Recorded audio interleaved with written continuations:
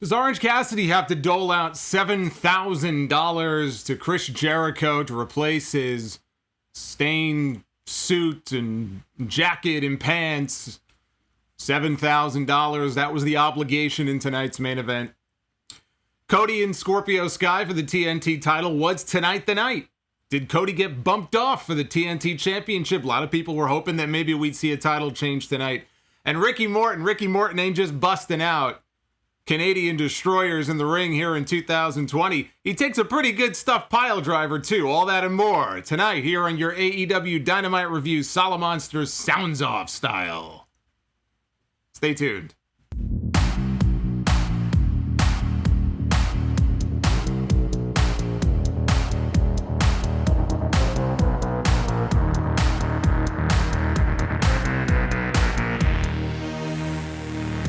It's another Wednesday night. I am the Solomonster. Thank you so much for tuning in here. This is your AEW Dynamite review for August 12, 2020. I am the Solomonster. Hit that like button if you have not already done so. And super chats are open. You can find all of the special donation amounts down below in the description. That is where you will be able to find all of the different values. I'll be reading your messages, or trying to anyway, throughout the night. For whatever reason, they're not showing up for me, so I'll have to find a different way to make sure I can keep up with all the super chats that you guys are sending in. There's Marty Bison with the disgusted Brandy Rhodes. We're getting started early here tonight, so hope Marty B was the big winner in our Wrestle Rumble contest last month. We got another one coming up in a couple of weeks, but we're going to be doing something a little bit different tonight also. Again, if I can get this list working so I can keep up with all the super chats, I'm going to be showing you guys the top supporters. You see the first name's already on the list, Chris Quillman. Chris Quillman got in early because he's not here tonight live, so hopefully he'll see this on the replay. But Chris, thank you for the $20 earlier on. You're the top supporter so far here on the stream tonight. Always appreciate your support. I thought Dynamite tonight was a pretty good show. There were a few matches I was not necessarily a big fan of. The main event, honestly, I thought was below expectations. Went exactly the way I thought it would in terms of an Orange Cassidy win. I mean, he had to win. I mean, he lost the first one. This feud's been going on now for weeks. Jericho's been taunting him. So this was a must-win for Orange Cassidy. The biggest win, the biggest match of his career. That part of it wasn't surprising. And the match was good, but frankly, I think the first match they had may have been a little bit better. And that finish, the mousetrap, OC, I'll get into it later on, but Jericho, I blame Jericho on that. It did not exactly go smoothly. So we're going to talk about all that. I'm going to get into all of my Dynamite thoughts here. But first, I watched Week 2. I want to go through this real quick. Week 2 of the Women's Tag Team Cup Tournament, the Deadly Draw. I am keeping up with it. And I want to bring everybody up to speed just on where things are. They gave a little bit of an update tonight. They showed the bracket, but they really have been keeping it very much separately from Dynamite. It's almost like its own thing on YouTube. They don't really dwell on it, talk about it too much. Nicole Savoy, she was in the tournament. That might be a name you've heard of before. She looked good. She was teaming with Big Swole. We have Big Swole and Lil Swole. We have two Swoles now. You would never know if you didn't watch this on YouTube the other night. That's why I'm bringing you guys up to speed. But anyway, I can see this becoming a gimmick on TV, by the way. Big Swole, Little Swole, similar to the Hardcore Holly, Crash Holly, Holly Cousins dynamic many years ago. Savoy's been a big independent name for many years. She competed in the Mae Young Classic about 3 years ago. Advanced, I think, to the second round, lost to Candice LeRae. So she's been around for a while. She made one previous appearance in AEW. It was about a year ago, actually, I think, at All Out in the Casino Battle Royal. They wrestled the team of Leva Bates and Rashay Chanel, who I will say that Chanel is committed to the gimmick. You know, she walks to the ring with her, I guess, Chanel handbag, you know, all highfalutin. Work-wise in the ring, leaves a little bit to be desired. This was the weakest match of the tournament so far, I thought. And probably, you know, not just the show, probably the whole tournament so far. I did like Chanel's running boot. I'll give her credit for the running boot late in the match into the corner, but this was a weak match, and it was not because of Big Swole and Lil Swole. I'll just say that much. But they won with their flatliner blockbuster combo, so the Swoles move on. Medusa, who came out and did a nice speech in week 1, she came out. Actually, she didn't come out. She was in the back. Took the microphone away from Dasha. You guys all know Dasha, right? Our old friend Dasha. She's been the backstage interviewer in AEW. Medusa was there, and she surprises Dasha by letting her know that she is going to be in the tournament. And Dasha is just blown away by this. I mean, she was so excited. It was like a mix of old NXT Bayley and Kylie Ray, kind of all molded into one. And she picks her color, and she realizes that she's matched with Rachel Ellering. This was Rachel Ellering's AEW debut on Monday night in this tournament. She was let go by WWE a few months ago. Not the only person to be let go by WWE a few months ago to resurface here in AEW. I'm going to get to that later as well. But she had not wrestled, I don't think, a single match since last summer. She tore her ACL. So this was her big return.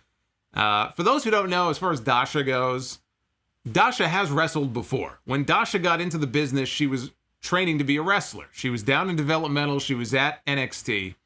She had a handful of matches. I know what the Internet Wrestling Database says. It shows 2 matches. She had more than that, but not that much more. And then they transitioned her into the role of announcer. They wanted her to be one of their android announcers, and thus Dasha Bot was born. That was the birth of Dasha Bot. That's 5 years ago. They took her out of the ring. They put a microphone in her hand. And then they pulled the plug on her. They pulled the plug on poor Dasha Bot last year. I guess they're not... what do they call it? Sunset? They're not updating her operating system anymore, so they let her go. And what happened was she was reborn as an actual human being who was allowed to show personality. It's amazing. So she came to AEW. And in fact, she had a match on the independent scene against Renee Michelle, Drake Maverick's wife, last November. So, again, I see these reports online, her first match in 5 years, and she's only wrestled 2 matches. It doesn't take a lot to look up the fact that that's not exactly the case. That's not accurate. So I just wanted to clarify that. And you know what? Honestly, for someone who hasn't wrestled in so long, she's not terrible. The thing I will say about Dasha is she's very deliberate. She's very tentative in the ring. She telegraphs what she's going to do 2 or 3 seconds, 4 seconds before she does it. Very slow. But she's athletic. I know she was on that Dwayne Johnson show, the Titan Games. I didn't see it, but they mentioned that on commentary. But you could tell she's had wrestling training before. She and Ellering took on Ivelisse and Diamante. They had a match on Dynamite a few weeks ago. You might be wondering, where's Ivelisse? Where's Diamante? Well, they're right here. They're right here in this tournament. Ivelisse got the pin on Dasha with a running code red. I think the one thing this tournament suffers from is the lack of access to international talent, which I'm sure they would have had international women in this match were it not for the travel restrictions and everything. I do think the tournament, taking someone like Dasha who hasn't wrestled in, 9 months, I think that's a product of them just not having access to some of these women, whether it's Riho or whoever else, maybe missing in action right now. But I'll show you right now. This is what the tournament semifinals looks like. You want to take a look in the box because it is prettier than I. That right there, that's the semifinals. It's going to be the Nightmare Sisters against Big Swole and Little Swole, and Anna Jay teams with Tay Conti against Ivelisse and Diamante. I really, really, really hope this is not just a setup for Brandy Rhodes to win the whole damn thing. I really hope that's not what this whole thing is designed for. I know it was her idea. Does anybody really want to see the Nightmare Sisters walk away with this storyline or not? If it's leading somewhere, I don't give a shit. I will take any other team. All of these other teams I find far more interesting than the Nightmare Sisters. I'd be perfectly fine with Tay Conti and Anna Jay, Big and Little Swole. My pick, Ivelisse and Diamante. They're the ones that I'm picking to win this whole thing. And so that is the update for you on the women's tournament. Now we can get into Dynamite. See, I told you I'd bring you guys up to speed. Jim Ross, Taz, and Tony Schiavone on commentary this week. Excalibur, I think it was Meltzer, had a note. Originally, Meltzer said that Excalibur would be back tonight, but then he changed it and said the 27th. That's going to be one of the delayed shows. I think it's a Thursday. I will say this, and again, I think he should come back. He should get his spot back, and hopefully it all works out for him. But the more that I listen to JR, Tony Schiavone, and Taz on commentary every week, I got to tell you, they are the best three-man trio on any wrestling show right now. And you can say, well, you know, if you're not a fan of theirs, you could say that's not saying much. Well, you know what? I'm saying it. Find me another wrestling team trio active right now on any of the major shows, announce-wise, that is better collectively than these three. And Taz is really good, and he has fit in perfectly in that spot. And it's almost, and this is the problem, right? I mean, this is really the problem. This is what happens when, you know, you're off TV for a while, and if you're a wrestler, you lose your spot, somebody else takes your spot, and before you know it, you lost it. I don't want to say that I don't want Excalibur back. Alex, thank you for the $10 drop, my friend. Alex Jimenez with the $10 Russo on a pole. But, you know, that's just the way it goes sometimes, right? And the more I hear these guys, I don't want to see Taz go away. No offense to Excalibur, so it's going to be kind of sad when they break this trio up, but apparently August 27th is when he is expected to be back. Garrus Vicarian with $1.99. A bottle of brandy is better than Brandy Rhodes. Well, Brandy does have a YouTube show called A Shot of Brandy. It's in her kitchen, and she's had a whole bunch of guests. Those are actually enjoyable to watch. She's had Tony Schiavone on. Tony Schiavone apparently is a huge Pina Colada fan. I'm watching this. It's only like 20 minutes, and he's down in like 3 or 4 Pina Coladas like they're nothing. You got to imagine going back to the dying days of WCW. He was probably knocking him back every single week. They used to say Bobby Heenan would literally drink on the job. He would hide, you know, he would hide whatever he was drinking under the desk. I could believe it. I mean, look, it was the dying days of WCW. What else do you expect? It probably would have driven me to drink. Anyway, check out A Shot of Brandy, though. It's a good show. So they had limited fans in attendance. And again, I use that word loosely. They were all wearing masks. They weren't really fans. This does not mean that AEW is allowing fans back in, per se. I want to give a shout out to, well, first I'll give a shout out to Jacob Donnelly with the Undertaker 420. But I want to give a shout out to Jessie Davin. I want to show her tweet. So this is from Jessie on, you can follow her on Twitter. She was there. She was actually at the show. And she posted this photo, and she posted this tweet, which I'll show you here. It says, for those wondering, no, they don't allow fans. I happen to have a very non-wrestling related connection that happened to get me this opportunity. It is still a closed set. So for those people wondering, how could they have fans in? Not exactly the case. This sounds to me like a friends and family type of situation, kind of like what WWE was doing at the Performance Center until it became a COVID hotspot. That lasted all of 1 week, and then they did away with it. So anyway, hopefully that clarifies exactly what they were doing here on this show. We had the Young Bucks against Evil Uno and Stu Grayson of the Dark Order. I thought this was a fun opener. I thought it was yes, believe it or not, I'm using the word fun and the Dark Order in the same sentence. I know, it's crazy, right? I mean, what kind of drugs am I on? But it was a fun 10-minute sprint. Dark Order members, right out of the gate, Young Bucks come out, and they get attacked by a bunch of the Dark Order dweebs on stage until Evil Uno comes out, Stu Grayson comes out, match begins. One of the highlights of the match was Nick Jackson was outside the ring, and he had sent Grayson over the barricade into the empty fan area. So he sends him over the barricade, and he goes back, and I guess Evil Uno is hanging through the ropes or hanging on the apron or whatever, gives him a super kick. Grayson is springboarding off of the guardrail, and the camera caught it just in time. He caught him with a super kick. It wasn't quite Shawn Michaels and Shelton Benjamin, but it was very similar. So that was one of the highlights of the match. Grayson then, they regained control, sent Matt Jackson outside. So they send Matt Jackson, I guess they take him through the tunnel. They're getting rid of Matt Jackson. And then the Dark Order is kind of standing guard by one of the entrance tunnels to block him. Now, I thought Matt was just going to come out the other entrance tunnel. But in fact, to prove what a bunch of losers the Dark Order are, Nick Jackson is all alone. It's a handicap situation. What happens? He manages to get a sunset flip pin for the 1-2-3. He didn't need his brother.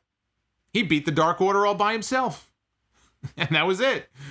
So I thought that was leading to something. It really didn't lead to anything, which was kind of weird. And again, I'm not the biggest Dark Order fan, but I did think, wow, you want to make these guys look like a bunch of dweebs? Well, that's one way to do it. But then again, you know what? Look, say what you want to about the Young Bucks. They're a big enough team. I don't think they should be losing to the Dark Order. I think it was the right outcome. So for the 10 minutes that it lasted, I thought it was a lot of fun. So I got to figure out why these super chats are not showing. So as they come in, I'm going to have to figure out, let me see if I can figure out a different way. Before I fall too far behind, I want to make sure I get to all you guys. What's going on? We had Spermy the Butt Hamster. First time hearing from Spermy. A major congratulations to Solomonster in winning the most important match of his career tonight. Cheers, brother, to a well-earned victory. Well, you know what they say. I love how I opened the stream basically talking about how I was disappointed in my own match, if that's the case. Food Hive, the Dark Order has been the best thing on Being the Elite for a month. Reynolds and Silver are comedy gold. Well, they may have been the best thing on Being the Elite. I can't say the same thing about Dynamite. But I will take your word for it. I'm a little behind on Being the Elite, so I can't exactly say what's been going on with the Dark Order. And Tenorio. Tenorio with the $5. Walmart sold out of AEW action figures. Yeah, how many of you have actually, I don't know what the age group is right now on this stream, but has anybody gone to Walmart to pick up like the replica belt or anything? I'm curious if they're selling well. Like, have you gone to Walmart? Are they in stock? Are there a lot of them, or are they sold out? Apparently, people have been running to Walmart to get the figures, to get the belt. Now, the AEW title belt.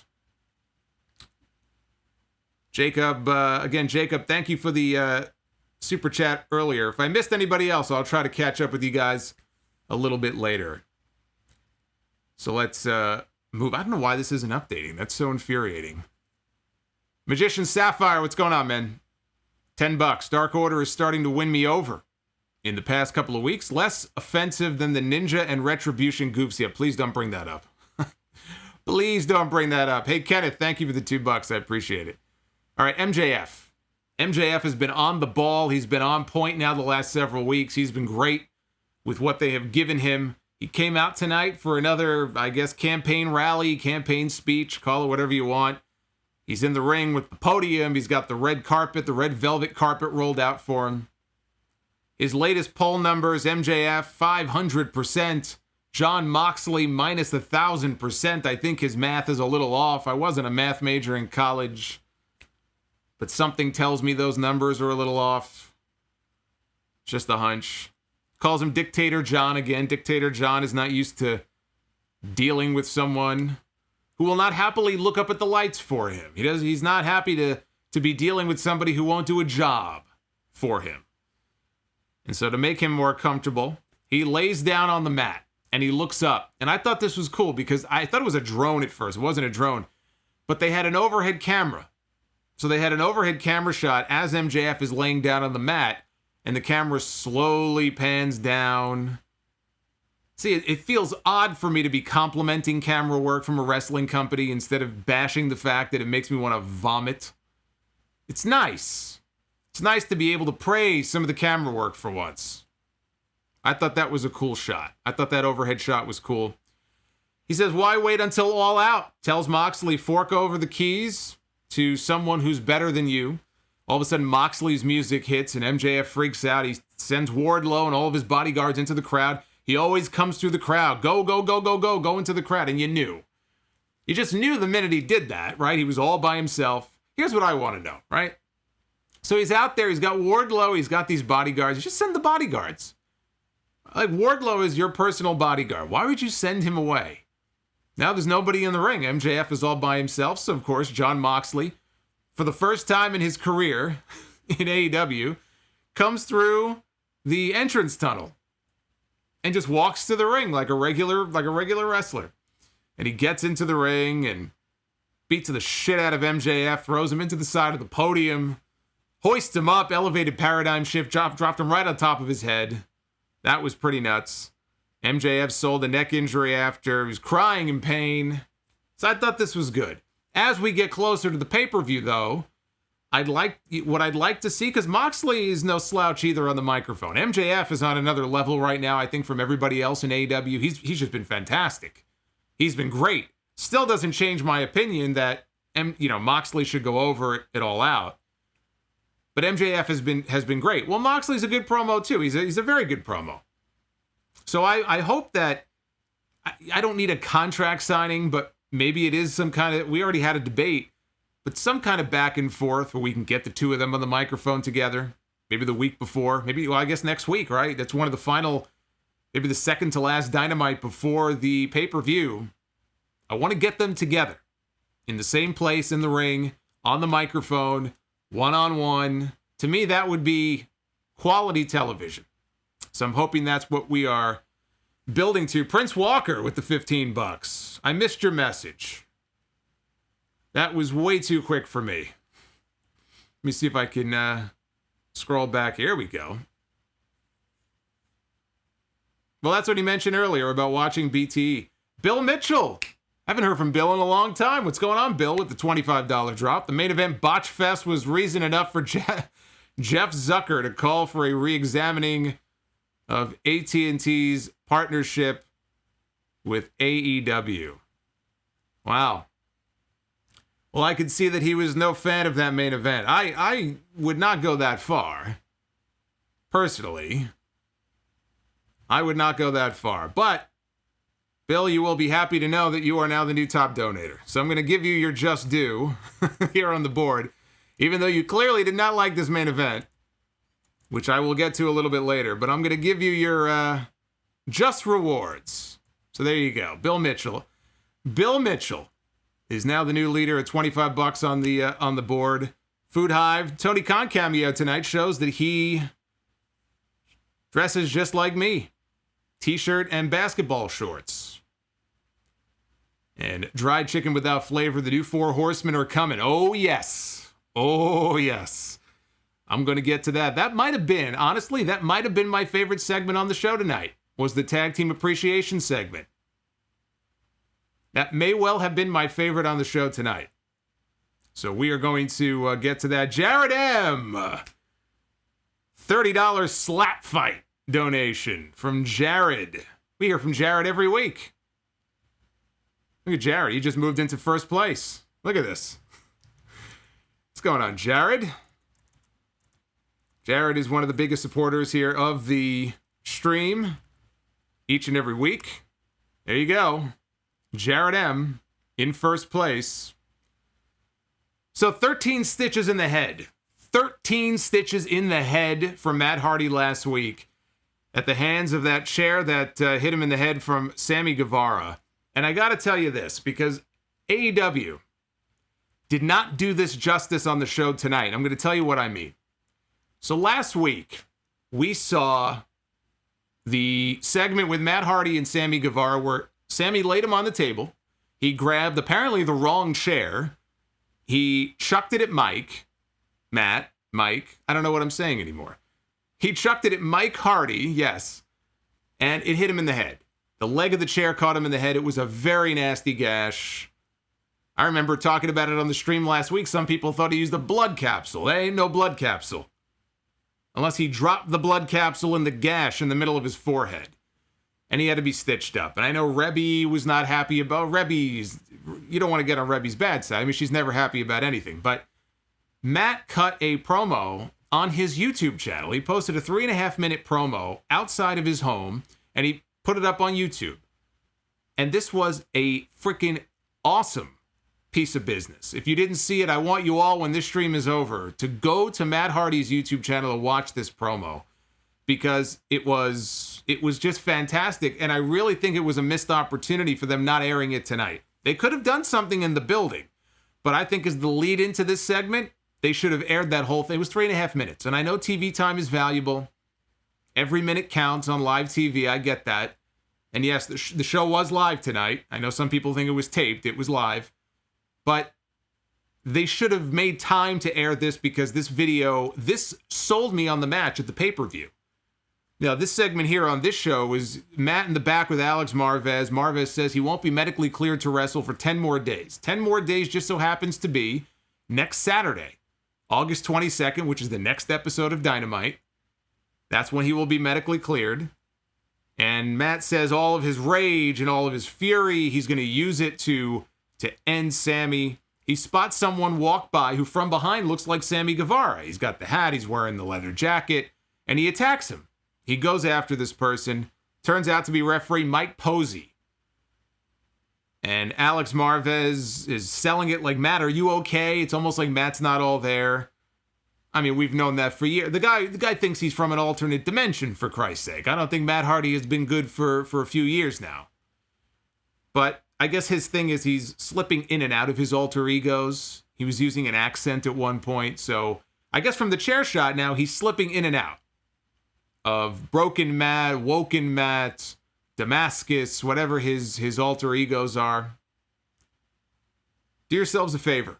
Watch that YouTube promo. I'm telling you, it was great stuff. Better than anything they did on this show with these two. And it's single-handedly sold me on their match at the pay-per-view. We had Cody against Scorpio Sky for the TNT Championship, the newly finished TNT title. Allow me to show you what the finished product looks like. That is the finalized version on your screen of the TNT Championship. This title was introduced, of course, a few months ago, and they said due to the pandemic, it was not finished, but it was coming. And it wasn't going to be all silver. There was going to be gold. And Cody had tweeted a few weeks ago, he said August 12. Well, today's August 12, and there it is. And I will say this, the added texture around, on that center plate there, definitely makes a world of difference. Before it was completely plain and just flat. So that fills it in very nicely. I am not sold on there basically being a mirror in the middle of the belt. That's what it is. You can see the reflection. It's a freaking mirror in the middle of the belt. I am not sold on that. I not sold on that. And the glitter, what looks like glitter, I'm sure it's not, but it looks like glitter on the letters in the middle. Again, I'm a belt nerd, so I notice these things. But it's an improvement. I'll say that much. It is an improvement over what they had before. That much I will say. It is definitely an improvement. So anyway, that's what the championship looks like. Let me just see here before we get into the match. I think I missed someone. I think I missed Tyler with the $5. At what point do people start getting fed up with Cody going over his talent? I can't be the only one who are over Cody winning on TV every week. Well, let's get into it here since you just spoiled the the results of the match. No, I'm kidding. It's all good. Scorpio Sky. Scorpio Sky literally kicked the door in. That was his entrance. They put a door in the tunnel. It said no admittance, and he kicked the door in. So that was his special entrance here on the show. Get it? Because he's kicking down doors. He's knocking down boundaries. Cody's entourage continues to grow each week. One week he'll come out with 3 people, then it's 5, then it's 8. Now he comes out with like 38 people. I'm surprised he's not out there with Secret Service protection. Maybe that's coming up next week. His entourage is getting fatter and fatter every week. Justin Roberts introduce him as the Prince of Pro Wrestling. Even Jim Ross commented on commentary. He thought that was a little much. So clearly the march to the inevitable heel turn continues. We are seeing it each and every week. Each and every week that goes by, we are seeing the march to the heel turn. But the really cool thing here was who the referee was. We had an appearance for the first time in an AEW ring by former WWE referee Mike Chioda. Mike Chioda made his Dynamite debut tonight as the official in this championship match. After 33 years working for Vince McMahon, he was fired only a few months ago. And this was when he had just come back or was about to come back from a torn rotator cuff. He had just signed a new contract not too long ago, and they cut him. So much for loyalty. Well, AEW came in, and at least for one night, I don't know if it's official or not, but they swooped him up for one night. I thought this was very cool. I was very happy for him. Now, I listened to him when he was on Chris Jericho's podcast a few months ago, and, you could tell that he was blindsided by the release. He was not done. There's more to come from me. I don't know where I'm going to land, but I can't wait to get back out there. The fact that he was even on Jericho's podcast should have been a tip-off that he had a foot in the door if he wanted it. So I just thought it was really cool to see him out there, just in terms of tenure. Probably the best referee in the business right now.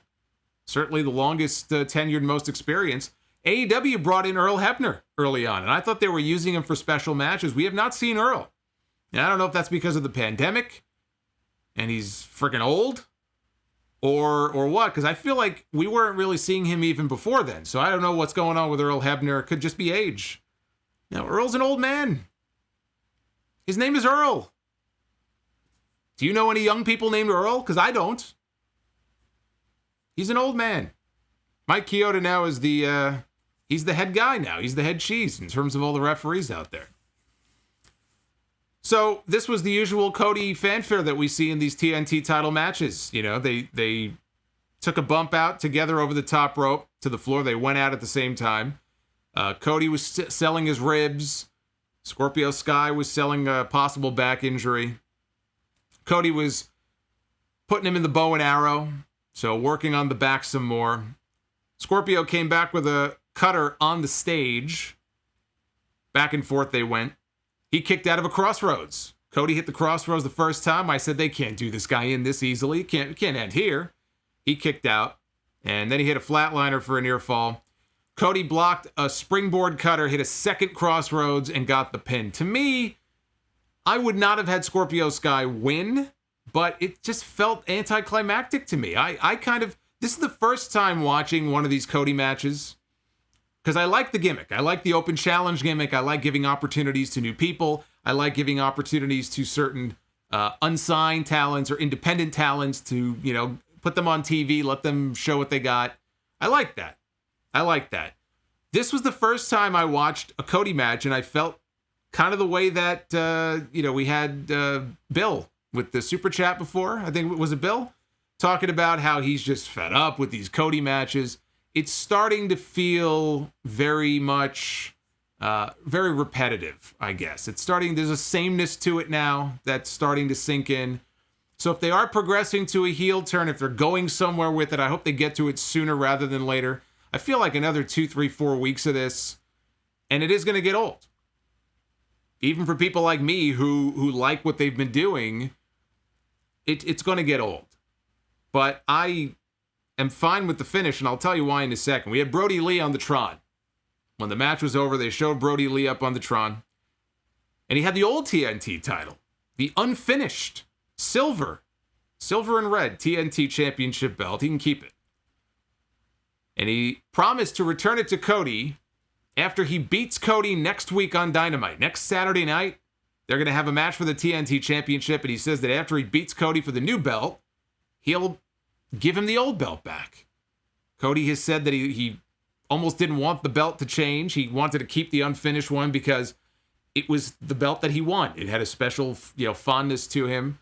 And so Brody has said that he will gladly return it to him after he beats him for the championship next week. And he said, tick-tock, time's up. Karrion Kross said, gimmick infringement, cease and desist is coming. I know a lot of people thought or were hoping that Scorpio Sky might pull off the win here. Again, I'm glad they held it off. I'm glad they held it off. And look, it does not do the Dark Order any good. It does not do the Dark Order any good to have Brody Lee go out there next week and lose. Especially after they lost to the Young Bucks tonight. You're trying to build up the Dark Order. If you're a Dark Order fan, a Brody Lee loss after he already lost to Jon Moxley, a Brody Lee loss next week would not do him or the Dark Order any good. But I hope they stay the course. I hope they stay the course. Look at the bigger picture here with Cody, right? We can see where this is going in terms of him going down that heel road. Stay the course, and I'm holding out for that Darby Allin match. We didn't see Darby Allin on the show tonight. He's going to be in action next week. I just think he's the guy. It's not Scorpio Sky. It's not Brody Lee. I think it should be Darby. And I think maybe it's not even a case of waiting for a Cody heel turn. Maybe it's a case where the match happens and the person who Cody loses to is Darby, and that's what sends him over the edge. It could be as simple as that. And then you want to continue the feud, you can continue the feud. You could have Cody win the belt back, and then Darby can chase him. But however you want to do it, I feel Darby is the guy. He's lost to Cody or gone to a draw with him. He has yet to beat him. The story is in him being the one. To me, if Brody Lee beats him and then maybe Cody wins the belt back, well, he's already been beaten. You've kind of not ruined the story, but you've taken some of the shine off of it. So I'm hoping they kind of hold out for that moment, personally. That's what I'm hoping for. What's going on, guys? We got a lot of action going on in the chat. Let me scroll back here. See who I missed, or may have missed. Fried chicken without flavor. Happy 1-year anniversary to Freshly Squeezed. And Level 20 Factotum. Thoughts on a trios belt in AEW? And should it be sooner than later? There's no rush. There's no rush. I mean, you're still without guys. Look, Pac. Where's Pac? Are they going to put Pac back with the Lucha Bros when he's ready to come back? I don't know. That was a hell of a trio. So, I mean, they could. I mean, I'm actually okay with them adding trios belts. But they don't have to do it right now. I don't see the rush. I don't see the rush to have to do it right now. But, yeah, I think trios belts probably would be a fun thing. But I'm hoping, I'm really bummed. Like, I was thinking about this the other day. I was like, man, yeah, I miss seeing Pac on TV. And it sucks, because who knows, right? Who knows how much longer he'll be sitting on his ass at home for.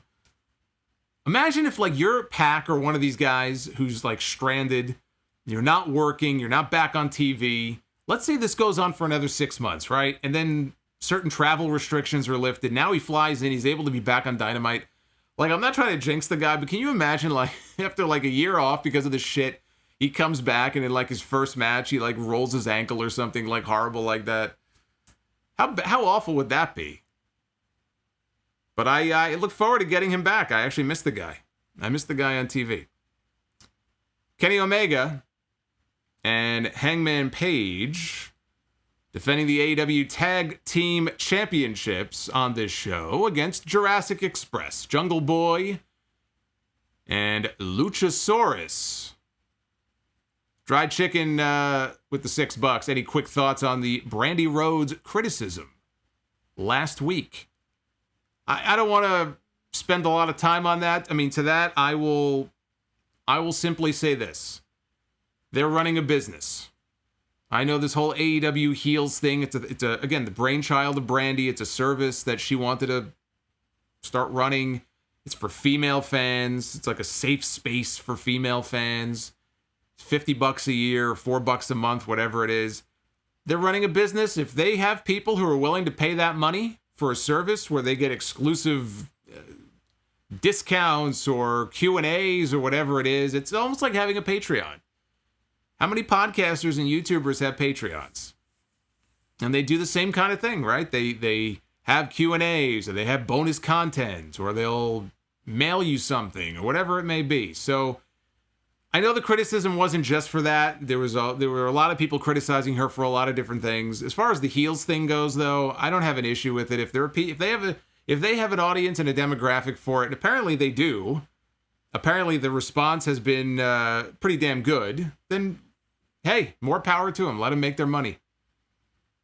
Let them make their money. I think the criticism also came from a comment she made about women not liking women's wrestling or something, and she may have used a derogatory comment about a fan, calling him a dog or something. That's bullshit. If you're the chief branding officer of a company, insulting the fans, even if they're insulting you, just from a PR perspective, not the way to go.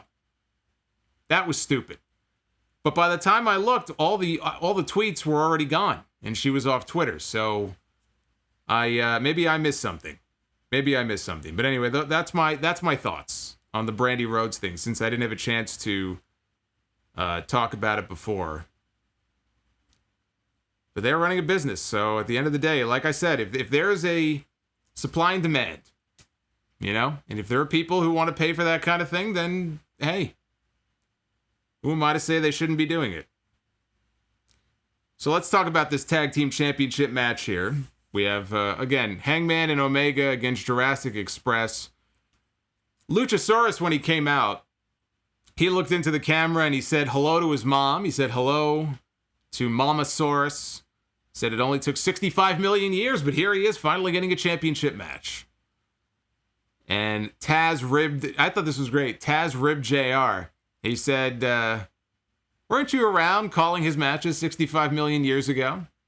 And JR was throwing it to a commercial break, and as he's throwing it to the commercial break, he calls him a smartass.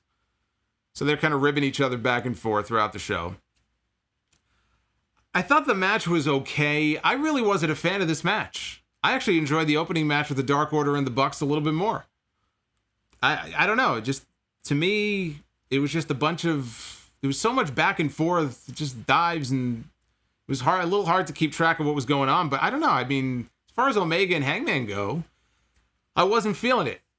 I wasn't feeling this match. Omega hit I'll tell you what I was feeling. Marco Stunt was feeling it. He was feeling the Snapdragon from Kenny Omega on the floor. Kenny Omega Snapdragon the fuck out of this guy right on the floor because he was sticking his little nose in his business earlier. Now look, I understand that on Monday nights he's running around with a black mask and a black hoodie on, with and a chainsaw, and now he's on Dynamite, right? He's cross-branded, this guy.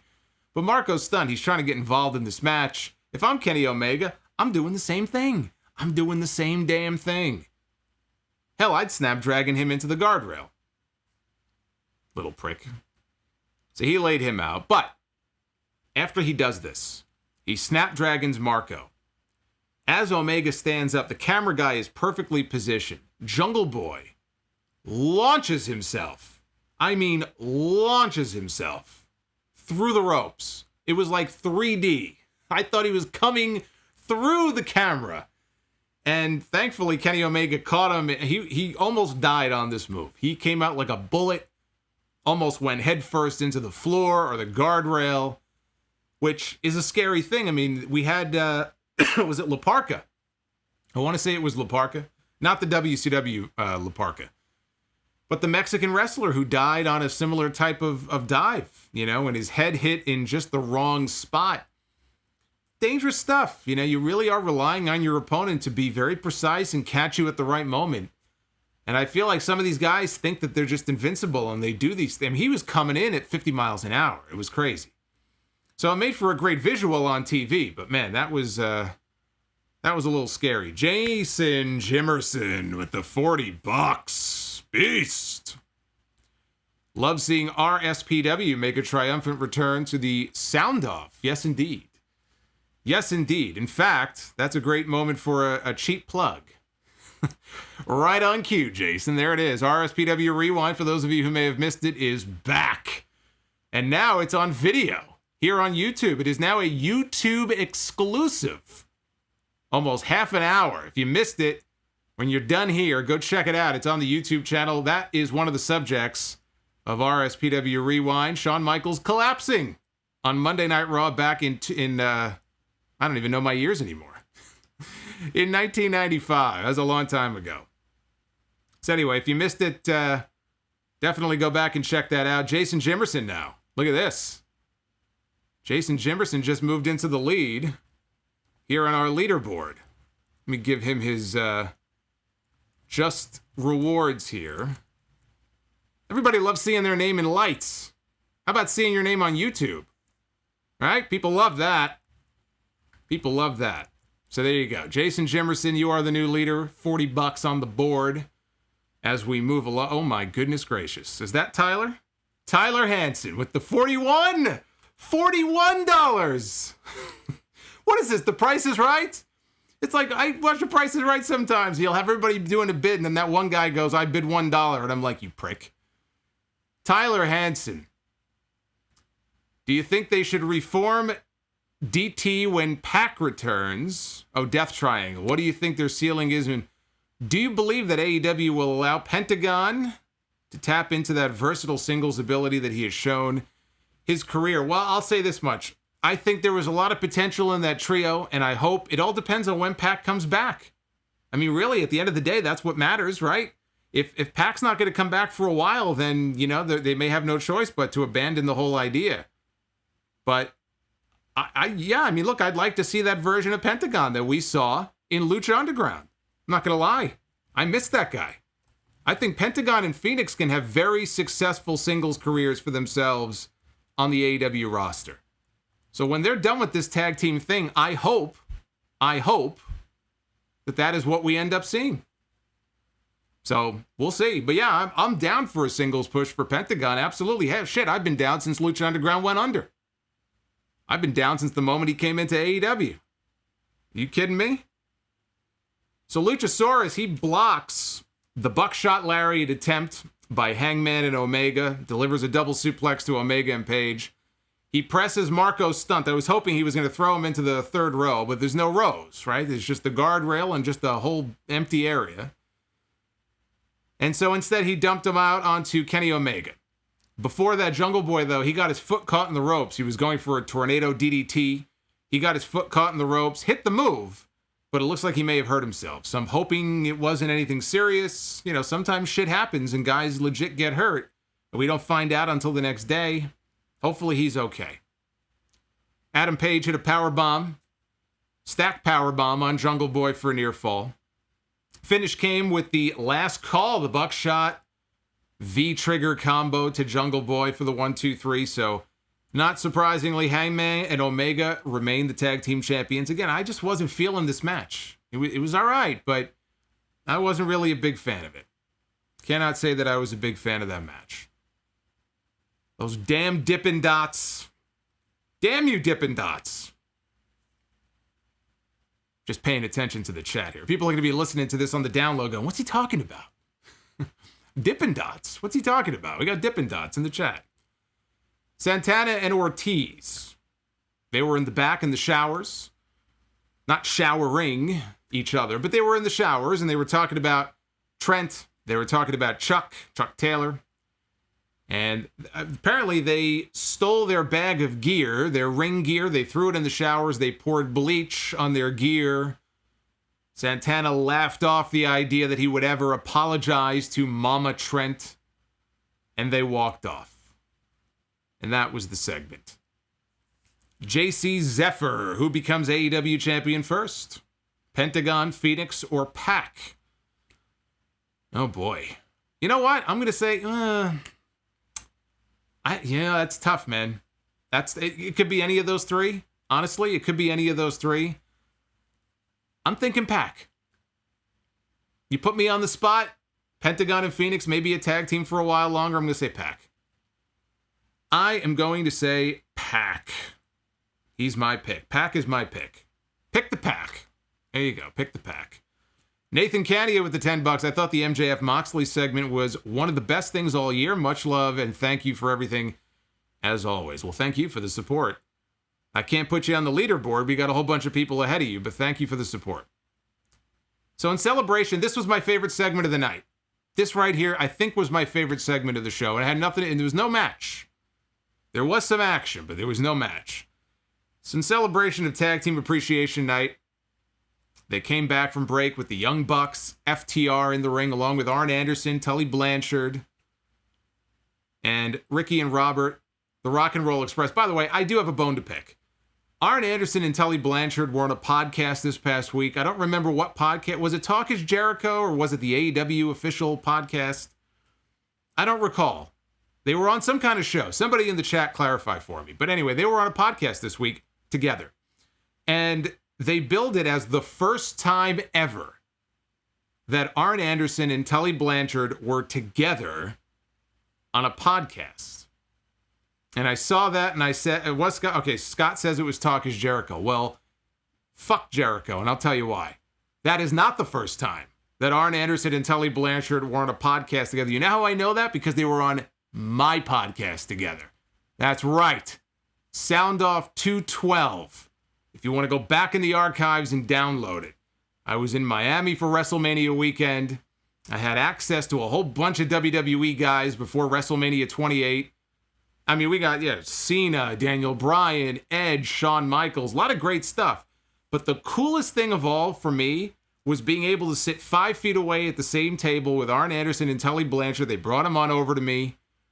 And for whatever it was, 10 minutes or 12 minutes or whatever it was, I had the chance to interview them. And by the way, I had no idea I was going to interview them. I didn't know I was going to interview Arn Anderson and Tully Blanchard until I saw them walking towards me, until the WWE handler was walking them towards me, because they were in town for the Hall of Fame that weekend. I think the Horsemen were going in, I think. Or, I think it was. I think Dusty was inducting them, if I'm not mistaken. So, anyway, that is bullshit. It is the second time that they are on a podcast together. If you want to hear them the first time, now granted, I only had them for 10 minutes. I didn't have them for an hour, like Jericho probably did, but there's a lot of newer fans who may never have heard that episode. So, Sound Off 212, that is one of the many interviews that I was very honored and proud to have gotten that weekend. So they're in the ring with the Rock and Roll Express and the Young Bucks and FTR. And the Young Bucks said, look, he looks at the Rock and Rolls and he says, there would be no Shawn and Marty without the Rock and Roll Express. There would be no Matt and Jeff without the Rock and Roll Express. And there would be no Matt and Nick Jackson without the Rock and Roll Express. Dax Harwood chimes in. He says for 7 years, he's had the chance to travel the world with his best friend, provide a great life for his family, his wife, his kids, or kid. I don't know how many kids he has. And he thanks all 4 legends in the ring. So right now, it's one big kumbaya session, right? Everyone's kissing each other's asses. But these are legends, right? These are legends in the ring. Ricky Morton takes the mic, and he puts both teams over. I already knew this from his time on NWA Power. Ricky Morton he's still got it. On the microphone, he's fucking great. I could listen to Ricky Morton cut promos all day long. Robert Gibson just stands there. Robert Gibson doesn't do much. Robert Gibson just stands there. He'll stand there and he'll look. But Ricky Morton is the one. Ricky Morton is the one. You put a mic in his hand and man, he still got it after all these years. So I thought that was great. Then Arn Anderson. Talk about great talkers, right? Arn Anderson takes the microphone. And Arn Anderson takes the mic and he tells the Bucks, you guys, I can't even put into words. You guys have taken tag team wrestling to a whole new level. What you guys have done, you guys have revolutionized the business. He's putting over the Bucks. And then he turns to the Rock and Roll Express and he says, you guys have been partners for 40 years. He goes, you guys are the tag team of the century. You guys have been together forever. And then he goes, and this might ruffle some feathers, but he looks over at FTR and he says that FTR may be the best tag team in the world. The best tag team in the world. He's putting them over like, you guys are the best, right? So then, all of a sudden, Ricky Morton's about to respond. So, Ricky Morton is about to respond when Tully Blanchard rips the microphone out of his hand. He rips the microphone out of his hand, and he tells the Rock and Roll Express, listen, you don't want to start something you can't finish. And as good as Ricky Morton is on the microphone, and as good as Arn Anderson still is on the microphone, Tully Blanchard's pretty damn good on the microphone, too. I'm telling you, these older guys, they may be older, and they may be slower, and maybe they can't go anymore. I mean, these guys, Ricky Morton's still in there, for God's sakes, doing Canadian Destroyers. He can still go. Robert Gibson can do what he needs to do. That was the one thing I always noticed when I was watching them on NWA Power, is that Ricky was in the ring really taking a lot of the like the big bumps and stuff like that. And maybe Ricky's body just, or Robert's body just can't take it anymore. But, Tully is telling these guys off, and he's great. He says, Tom Brady is the greatest quarterback of all time because he has more rings, he has more championships than anyone else. And the limited number of people who are there start booing. So apparently Tom Brady is that's like a siren goes off for like instant boos, right? Unless you're in Boston, I guess. I don't know. And even there, he'd probably get booed there too. So he mentions the Tom Brady stuff, and he goes, right now, neither one of these two teams, the Bucks are not the champions and FTR are not the champions. So you guys are here blowing smoke at each other, and everyone's blowing smoke up your asses, but I don't see gold on either one of you guys. Where are the belts? I don't see tag team titles around either one of your waists. Then he turns his attention to Arn, his buddy Arn. And he looks over at Arn Anderson, and he points out the fact that a year ago, at All Out, you got involved in my man's match. It was Shawn Spears against Cody, and you got involved in that match. And I look at what you're wearing right now on your chest, right? Arn's got a shirt on with the Nightmare Family logo or insignia or whatever on it. So he's got that logo on his chest, and he says, I don't know. I don't get this. I don't get you being part of the Nightmare Family. I don't get it. I don't understand it. You know what? He's right. He's right. He's absolutely right. Think about it. Why would a Horseman align with a member of the Rhodes? Why would they link up with a member of the Rhodes family? You talk about long-term storytelling going back to the old NWA days. He's got a point. He's got a point. I'm shocked Arn hasn't turned on Cody already. Why would a Horseman help a Rhodes? Doesn't make any sense. So Ricky Morton throws a right hand at Tully. Shawn Spears walks out. He's holding back Tully. And in trying to separate them, Dax Harwood, he falls down. He teases that his knee was once again injured. Right? He teased this a week ago. Teases that his knee has gone out on him. And he pulls off his knee brace. And I don't know if he handed it to him or Cash Wheeler took it from him. And Wheeler clobbers Robert Gibson from behind with the knee brace. And Jim Ross is freaking out on commentary. So they take out Robert Gibson. FTR grabs Ricky Morton. They set him up for the Spike Pile Driver. And they wrecked this guy. I mean, they pile drove the hell out of this guy. They spiked him down right on the mat. What a goddamn sell by Ricky Morton. That was great. Ricky, again, I said before, Ricky's out there doing Canadian destroyers and taking spike pile drivers at 63 years old. God bless him. How many guys that have been doing this as long as the Rock and Roll Express have been doing this, when they're at that stage of their lives, how many wrestlers at that age have we seen at conventions and events that can barely move? Or they're in a wheelchair, or they're with a walker or a cane. And this guy's still going. He's still going. He's slower, but he can go. He can talk. Ricky Morton, man. So like I said, JR freaked out on commentary. And the Bucks came back over to assist Gibson and FTR. Hugged outside the ring. So there's the heel turn. And a possible sign of things to come with them maybe linking up with Arn and Tully.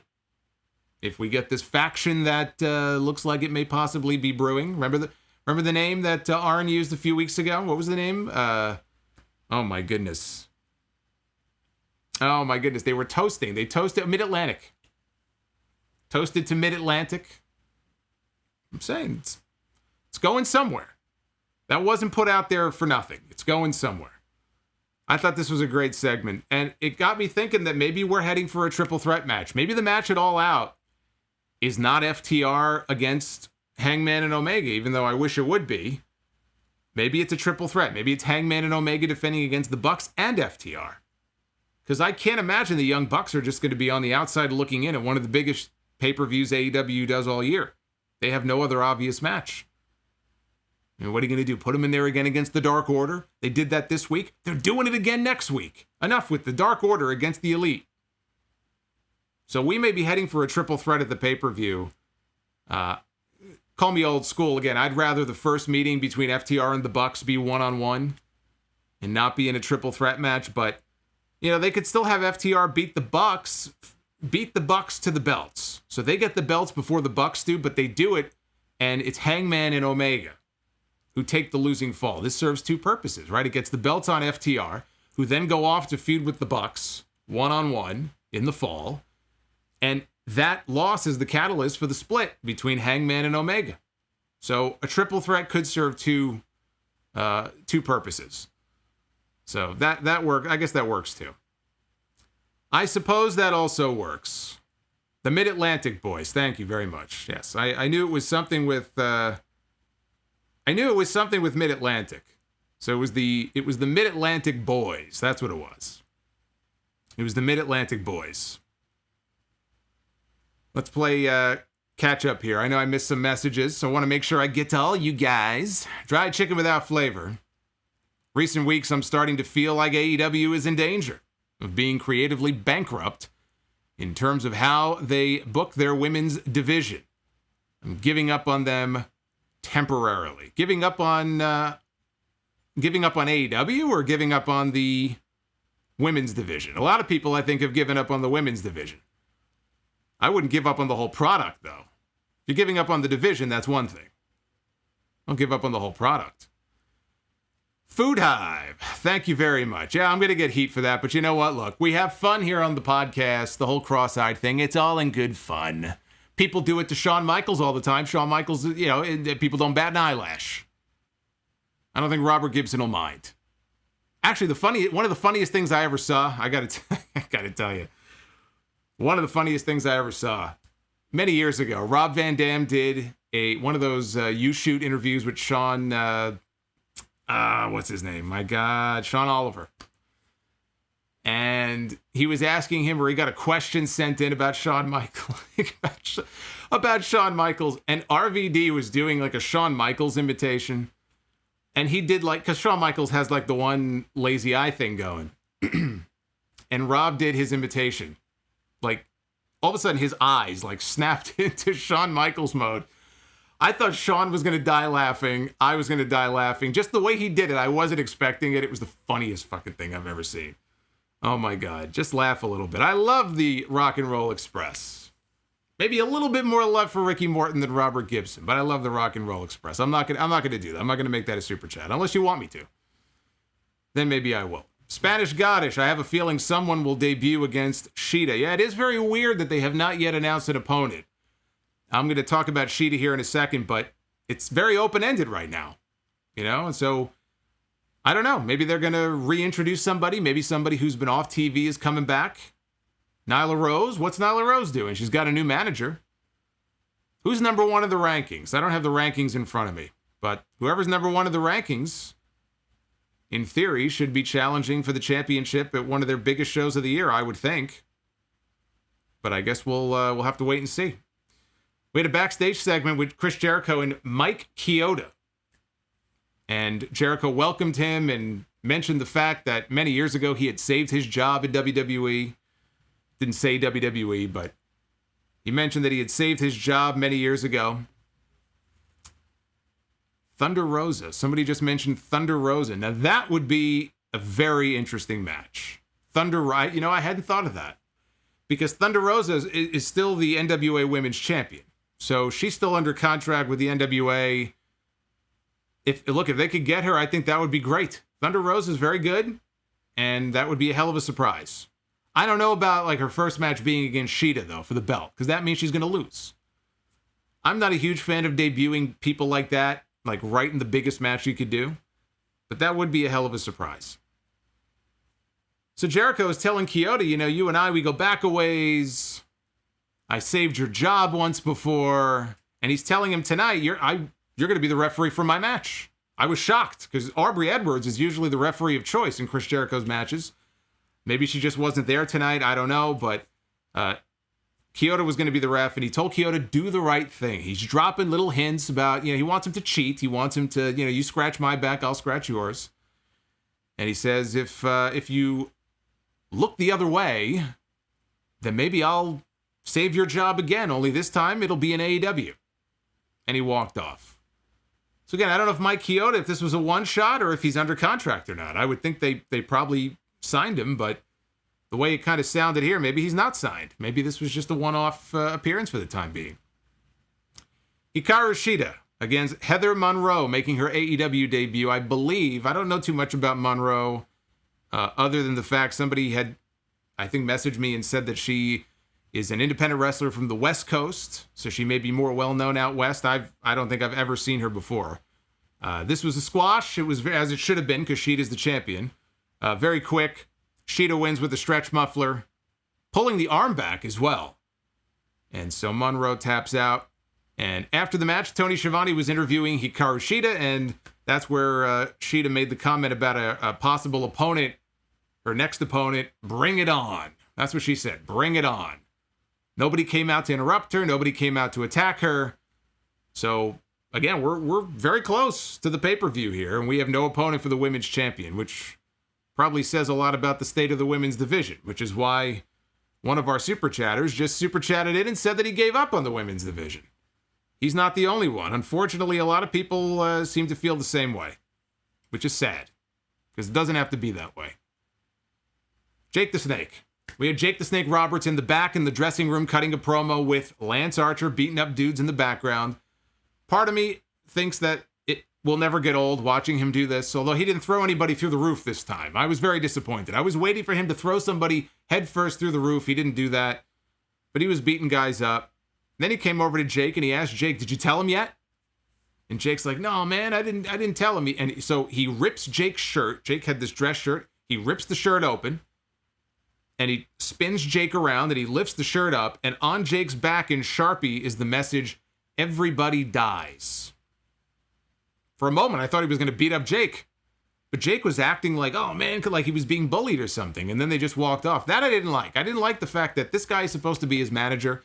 I like the dark dynamic between them where Jake is just like, because Jake is also very sinister, lets the guy, do all the dirty work for him, but he's like the mastermind. And here he just looked like a little bitch. Like they treated him almost like a punk.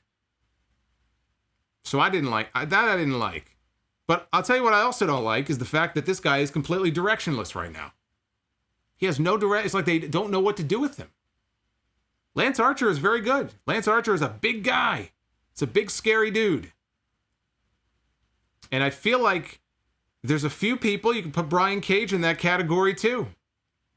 They have these guys, and it's like they don't exactly know what to do with them. Now, Cage just came in. Archer's been around a little bit longer than Cage has.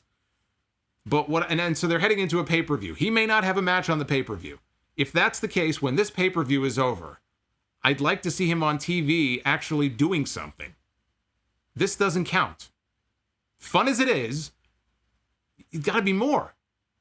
And so I just mentioned Brian Cage, and somebody, I think on the stream last week, actually had what I thought was a very interesting idea, which is Brian Cage is the FTW champion. Well, what does that mean? It's Taz's belt.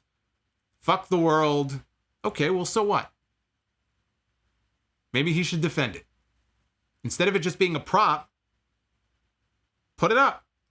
Maybe we get like a big man feud. Brian Cage and Lance Archer. What do you think about that? Just thinking about that. I think I can dig that. I like that idea. I can dig that idea. The whole concept of a big man feud, put the FTW title up. I know Cage had a thing going with Darby. I guess that's the feud right now, but I'm talking coming out of All Out. Cage and Darby may have a match at All Out. I'm talking about after the pay-per-view. What about Brian Cage and Lance Archer? Beating the hell out of each other, wrestling for the FTW title. It's almost like the FTW title becomes like a tough man title. What do you think about that? I think that could work. I think as an idea, I like that. But at least it would give him something to do. For God's sake, something. So then we had Chris Jericho against Orange Cassidy in a $7,000 obligation match. Now the stipulation, what does that mean? $7,000. The winner gets $7,000? No.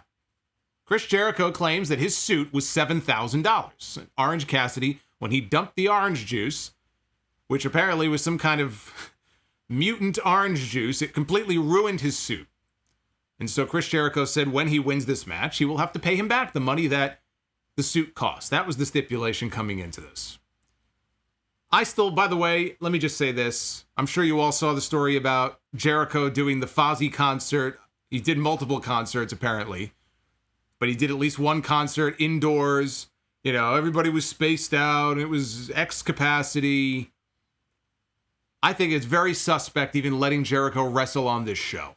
If that's what he wants to do, he's a big boy. But you know what? If I'm Tony Khan, if I'm Orange Cassidy, I'm thinking twice about working with this guy. He was just in Sturgis a few days ago. Thousands of people putting on concerts. You never know. You never know. AEW's done a pretty good job, actually. I mean, as compared to what WWE was doing, and now WWE finally got serious about it. But we've not heard about any cases outside of QT Marshall, and I think that was something maybe he picked it up at his Nightmare Factory or whatever his gym was. The last thing AEW needs is an issue where all of a sudden some talents are coming down with COVID, or they think they might have it. Now this guy can't come in, and they don't have access to this person and that person.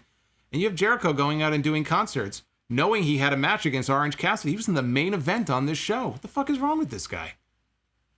Just as a matter of just taking every precaution you can take to make sure you don't fuck this show up, that was a dumb thing for him to do. The timing of it was just incredibly stupid. So I questioned the intelligence of even letting him wrestle on this show. But they did, and out he was, and he came out, and so they're having a match. And Jericho's having issues with his knee. Cassidy puts him in an ankle lock. We're in the waning minutes now of the match. Codebreaker. Orange Cassidy kicks out. Jericho tries to use Floyd the baseball bat. He goes for the baseball bat. And he tells Mike Chioda, do the right thing. He wants Chioda to turn the other cheek. He's going to use the baseball bat, look the other way. And Chioda looks like he's going to. Jericho goes to use the bat. Chioda grabs the bat, yanks it out of his hand. And Jericho gets up in his face and he grabs him. Orange Cassidy from behind rolls him up. Schoolboy. Jericho kicks out.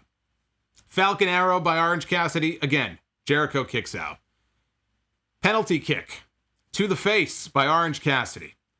All of a sudden we see on the stage Santana and Ortiz brawling with the Best Friends. I don't know if the Best Friends were on their way out for this to help out, or how this all came about. I maybe they were just brawling in the back, and the brawl spilled outside onto the stage. They're brawling. As this is going on, and I guess Chioda is distracted, Jake Hager sneaks on in, and he grabs Orange Cassidy, picks him up for one of his amateur slams, slams him right down. Leaves the ring. Scurries out of there, does Jake Hager. And Jericho tries to get the win. Orange Cassidy kicks out. Low blow. Jericho now lifts the leg, hits a low blow to Orange Cassidy. Goes for the Judas effect. Judas effect misses. And Orange Cassidy with a mousetrap, which is not a move you see very often on TV. He won the match, which he should have. This was built up for an Orange Cassidy win. He won with a mousetrap. I thought maybe he was going for like an Oklahoma roll or something, but he went for a mousetrap. And Jericho, I mean, he fell backwards so slowly, it looked like a botch. It looked like they were trying something else, and Jericho fucked it up. I think it was just a case of him falling backwards very slowly. Unfortunately, it was the finish. And as finishes go, I thought it was very underwhelming. I thought it sucked for a finish. It just didn't look good. I guess maybe that was the idea. He pulls this move out of nowhere. You know, again, I would have rather he just went for like a La Magistral Cradle or something. But he went for this mousetrap, and Jericho, it was a mess. But he got the win, and I guess at the end of the day, right, that's all that kind of matters. It was messy. The match itself was good. I didn't think it was anything special. The other thing I didn't like about this is they clearly were running low on time. So he wins the match, and Orange Cassidy rolls out to the floor. They get a shot of Jericho all shocked. And within 20 seconds, they were off the air. Boom, they were done. They didn't really have time to give it a chance to breathe. Because that was a big deal. This is the biggest win of Orange Cassidy's career, which they did mention. But I felt like it's too bad that they didn't have any more time, even like another 60 seconds, just to kind of let it sink in, and they just cut away. So that was the show. I thought it was good. but not as strong as some of the recent shows that they've done. There were just including that main event finish and the Omega Hangman match. I really wasn't a big fan of that, but the segment with the tag team appreciation stuff I thought was great. I enjoyed that a lot. MJF has been great these last few weeks. So here's the update. Dynamite is not airing on Wednesday next week. Dynamite is being bumped because of the NBA schedule. What that means is I'm going to be live next Wednesday, as I am every week at 10 p.m., but we're going to be talking NXT. So instead of AEW, I hope you'll join me for an NXT review. That's next Wednesday. AEW instead is going to air on August 22nd. That's next Saturday. That happens to be the same night as NXT TakeOver. That Dynamite is supposed to air at 6 p.m., 6 to 8. That's going to overlap with TakeOver unless it gets bumped because of the NBA. The NBA game goes long, Dynamite may not air until the game is over. Then it's really going to overlap with TakeOver. I'm going to try to watch both. I think it may only be an hour that overlaps, so I'm going to try to watch both. And when NXT TakeOver is done, I'll have a hybrid live stream review next Saturday for Dynamite and for TakeOver. So I'm going to cover it all. You're going to get all of it live right here on YouTube, but that's my plan at this point. These next 2 weeks, in fact, Dynamite is preempted. Only airing on Saturday next weekend. The following week, it's bumped to the next night. So that'll be August 26th instead of the 26th. Again, I'll be here live for NXT. The next night, August 27th, Dynamite review right here on the YouTube channel. I got you covered. Don't worry about it. Next Saturday on Dynamite, we've got FTR against Private Party. The Elite, Kenny Omega, and the Young Bucks again against the Dark Order. My God. How many fucking times are we going to see the Young Bucks, the Elite, against the Dark fucking Order? And it's not even like, it's the scrubs of the Dark Order. It's like the lowest rung of the Dark Order. All due respect to Reynolds and Silver, and I think it might be Angels is the other one, I believe. I'm sure they're all very talented. But they have been positioned on the bottom rung of the Dark Order. But just anything Dark Order and Elite, I don't know, it just feels like enough. We've seen this a whole bunch of times. I don't have any interest in seeing this again. But they're going to give it to us. Butcher and the Blade. The Butcher and the Blade are going to be teaming up with the Lucha Bros against the Natural Nightmares, Dustin and QT, and Jurassic Express. And the big main event is for the TNT Championship. It's going to be Cody defending against Brody Lee. So that is going to be the main event for Dynamite next week. And I almost forgot the finals of the Women's Tag Team Cup Tournament. So on Monday next week on YouTube, they're going to be airing the semifinals. And then that Saturday, the finals will actually take place on TV. So the whole tournament is on YouTube, but the finals will be on TV. And I'm okay with that, and I'll tell you why. There are some inexperienced females in this tournament. There have been some weak matches in this tournament. There are some women who are not ready for prime time that I have seen in this tournament. The final should be the best match, especially if it's maybe Ivelisse and Diamante, in there. They've got experience, obviously. So in theory, the final should be the best match. You want to put the best match on TV. So that's all coming up on Dynamite next Saturday night. And I hope that you will join me, as you do every week for the live stream. Now, we're not done here. What I want to do here before we move on, we ain't done yet. Let's check these Twitter polls out. Here is the AEW poll. What did you think about Dynamite tonight? 79% thumbs up, 21% thumbs down, which is a very good score. It's actually a little less than what Dynamite normally would do. I'm curious what the NXT poll says. Ooh. Ugh. What did you think about NXT on USA? 59.6% thumbs up, 40.4% thumbs down. That is the worst NXT score that I can remember. And it's still positive. It's still more positive than negative. But I'm at a loss for trying to figure out if there has been a worse Twitter score. I don't believe there has been for an NXT show. Now I'm kind of curious now what the hell happened on NXT tonight. I'm kind of curious. I am kind of curious now to try to figure out exactly what the hell happened on NXT tonight, which I will be checking out tomorrow. I will check out NXT tomorrow and figure out what that's all about. But anyway, you can still vote at Solomonster is the place to go if you would like to participate in the poll.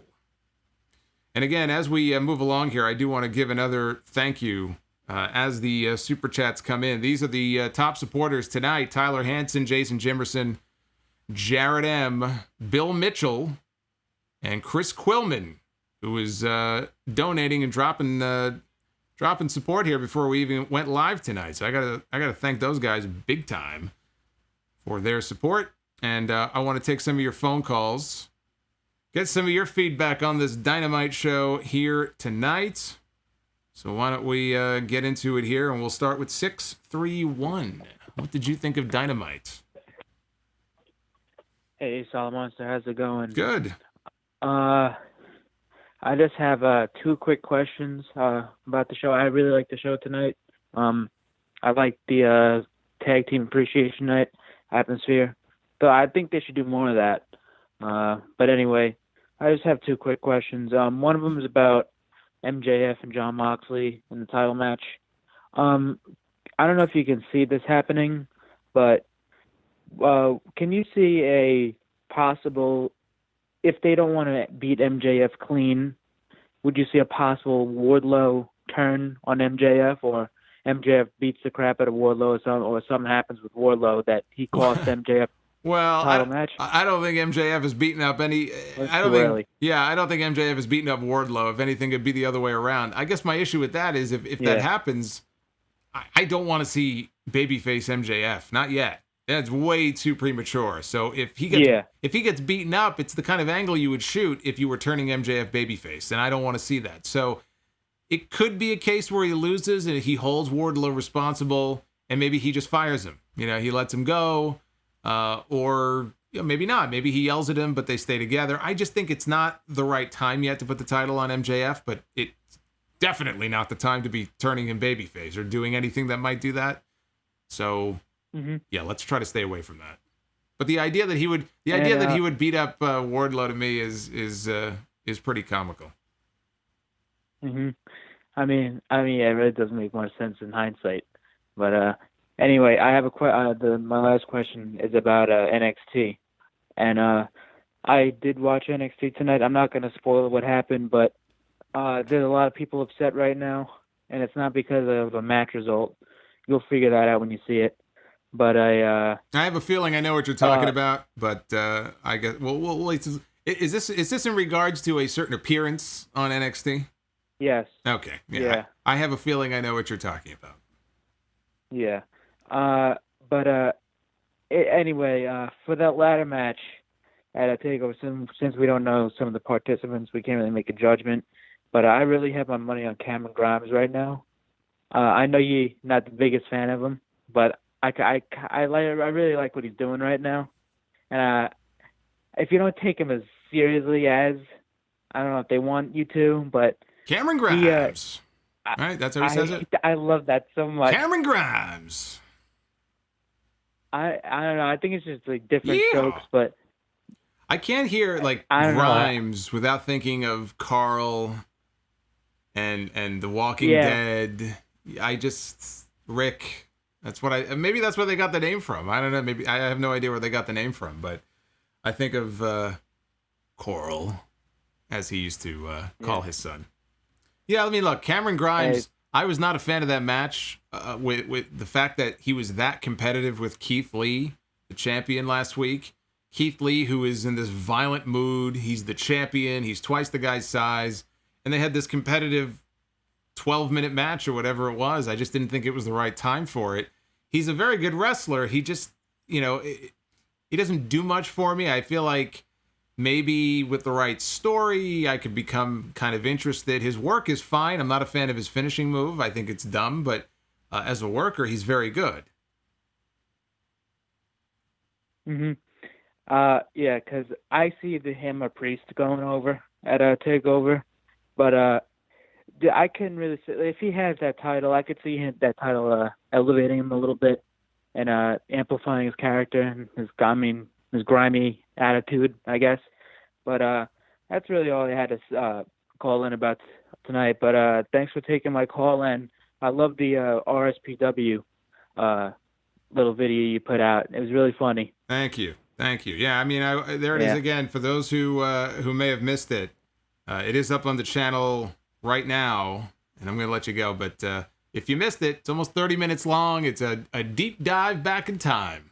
It's how the wrestling fans used to be on the internet when they were all classy and very articulate and very nice to each other, I'm sure, right? Yeah, bullshit. You want to see all these people who talk about how bad and toxic it is right now in the wrestling community online and on social media. And believe me, social media is very toxic. It is a cesspool more often than not, especially Twitter. Even though most people would say that and still be glued to their phones to it. It's like an addiction. But if you think this is some kind of new phenomenon or some kind of new concept, you need to take a look at some of these RSPW segments, and you will be astonished. You will be astonished at how little things have truly changed in 25 years, 30 years. So far back RSPW goes. You would be astonished. Believe me. And not in a good way. But it's entertaining. It's all for entertainment, right? As long as it entertains us, that's all that matters. 202. Yeah, this is Dead Man Walking Garrett here from DC. Garrett, what's going on, my friend? I enjoyed the show tonight, though. I would think that it was a very heavy Elite show. Cody wins, and then later the Elite win.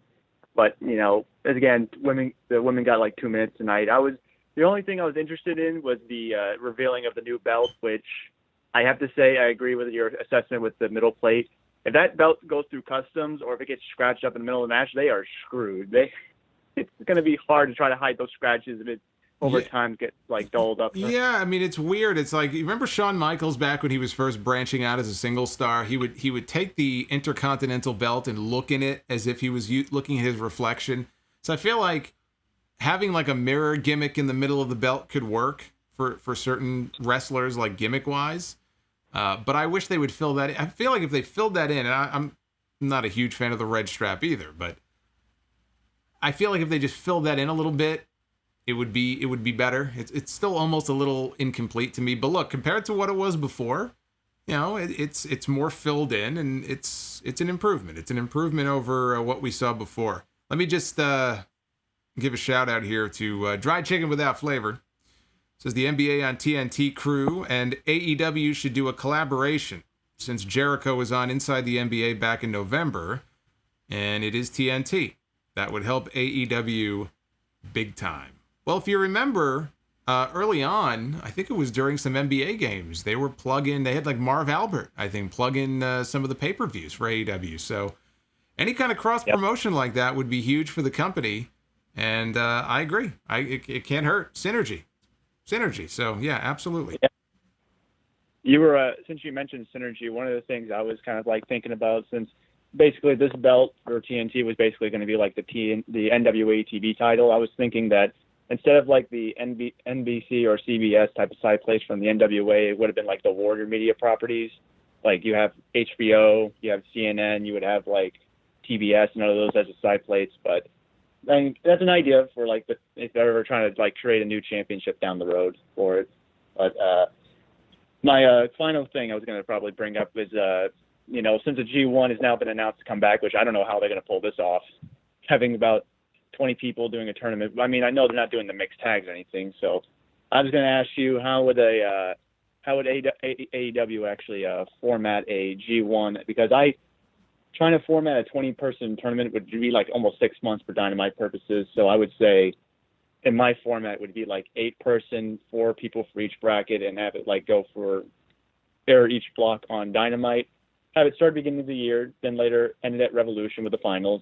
And so that would be like at least a 2-month tournament at least. So, and if that's so, and also who do you think would win that hypothetical G1 tournament for AEW? So other than that, just take care. Yeah, I mean, I forgot to mention that the other day about the G1, which should be fun. I even when I don't have time for some of the other New Japan shows, I follow like the Tag League and all that. I follow the G1. This year it's pushed back. Usually it's in the summer, and because of the Olympics that ended up not happening, they bumped it to the fall. And so that'll be coming up. I think it starts in September, I believe, right? I think in September. But as far as AEW doing one, I tell you what, I would trust AEW to probably do a better job than WWE would with that round robin style tournament. Although I guess that's kind of how they did the Cruiserweight tournament. But the Cruiserweight tournament, I mean, it turned into just the whole story was based around Drake Maverick, and that was, pretty much it.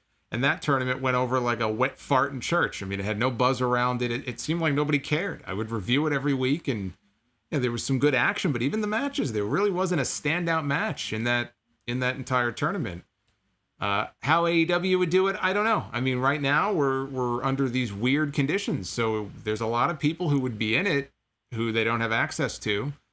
In a perfect world, they'd have everybody, and they could stretch it out over a period of months. I think it would make for some great television. It would give meaning and purpose to some of the matches, and then in the end, the winner would be able to cash in or become the automatic number one contender for the championship. And, as far as who would win, there's a lot of options. I think if Cody won, people's heads would explode. probably stay away from Cody winning it. Moxley's already the champion. You've got a Darby. You've got a Lance Archer, right? You've got Darby Archer, Kenny Omega, Hangman Page. Maybe once the split happens, imagine the finals coming down to Omega and Hangman. Only one man can win. So there's a lot of fun things I think they could do if they wanted to do their own G1 style tournament. 407. Solomonster, this is Alex, the Florida man. Hey, Alex. So I like how you mentioned Walking Dead earlier in regards to Cameron Grimes, because I'm a huge Walking Dead fan. Coral. And I'm lucky enough to have met a lot of the cast, including Coral. Ah, did you? I was going to say, did you meet Coral? I did meet Coral. Now you're Florida man. You're Florida man. Let me ask you this: you don't happen to live in Coral Gables, Florida, do you? No, sir. See, that would have been perfect. That would have been just the best. A man could dream.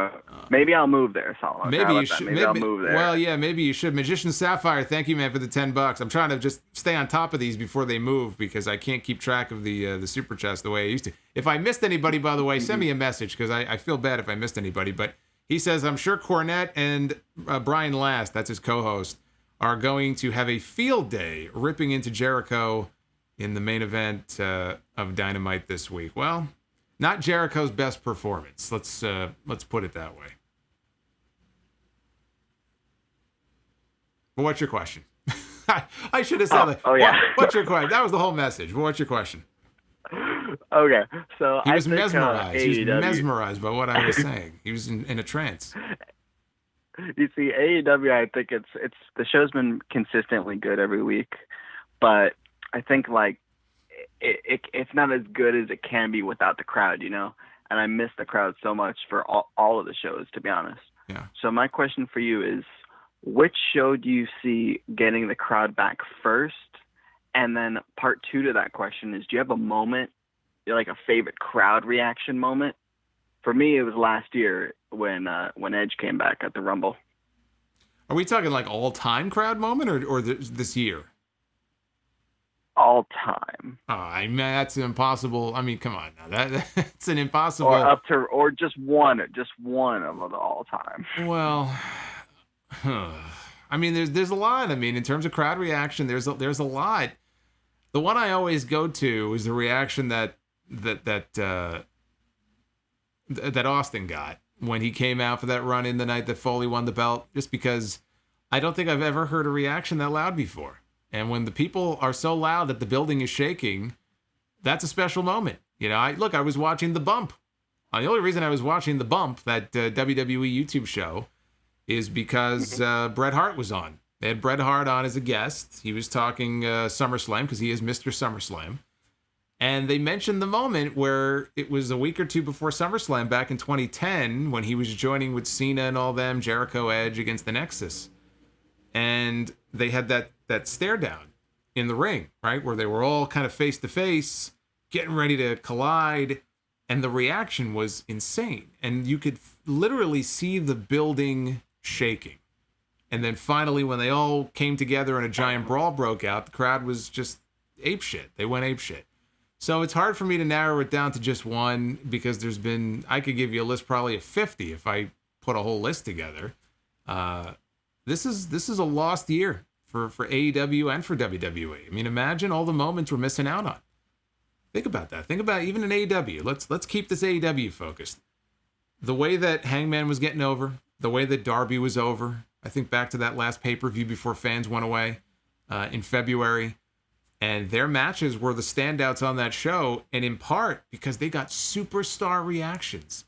So imagine them. Imagine when Matt Hardy debuted on Dynamite, right? Some of these guys, like the big debuts, FTR, all these special moments and big crowd reactions in buildings with 5,000, 6,000, 7,000, 8,000 people. It's a shame. It really is, because you can't get that back. You know what I mean? Those moments are gone. You can't redo your debut. You can't get those moments back. The crowd definitely adds something to these shows. The crowd is what I'll say this. One thing we've learned through this pandemic, the talent obviously is number one, because you can't have a match without talent. But after the talent, the fans are 1A. They are a huge part of why these shows are so enjoyable. There ain't nothing like a hot crowd. So I hope they come back very soon. Who's going to get them back first? You know, it's hard to say. I think Vince McMahon is so hell-bent on getting fans, it'll probably be him, just because he'll if he finds out that there were people in the crowd tonight on this show, even though they technically were not letting fans in, if he finds out there were people on the show tonight, like, he's going to get people back in the buildings in a few weeks, because he doesn't want to be shown up by another company. He wants to be first, right? He wants to be the first promoter to get people back in the building. So to answer your question, I think it'll probably be WWE. Now, the question is that a smart move? That's a whole other question. I don't know the answer to that. Yep. Anything else? All right, Solomonster, well, thanks for... no, I think that's just about it. I guess maybe the Jericho Orange Cassidy match. You know, maybe if we had that crowd, maybe that would have gotten the match a little more exciting. Wouldn't have saved that finish. How over he was. Wouldn't have saved that finish, though. Yeah, probably not. But still, you know, I think they would have cheered for Cassidy. But hey, you have a good night, Solomonster. Thanks for answering my questions. Stay safe.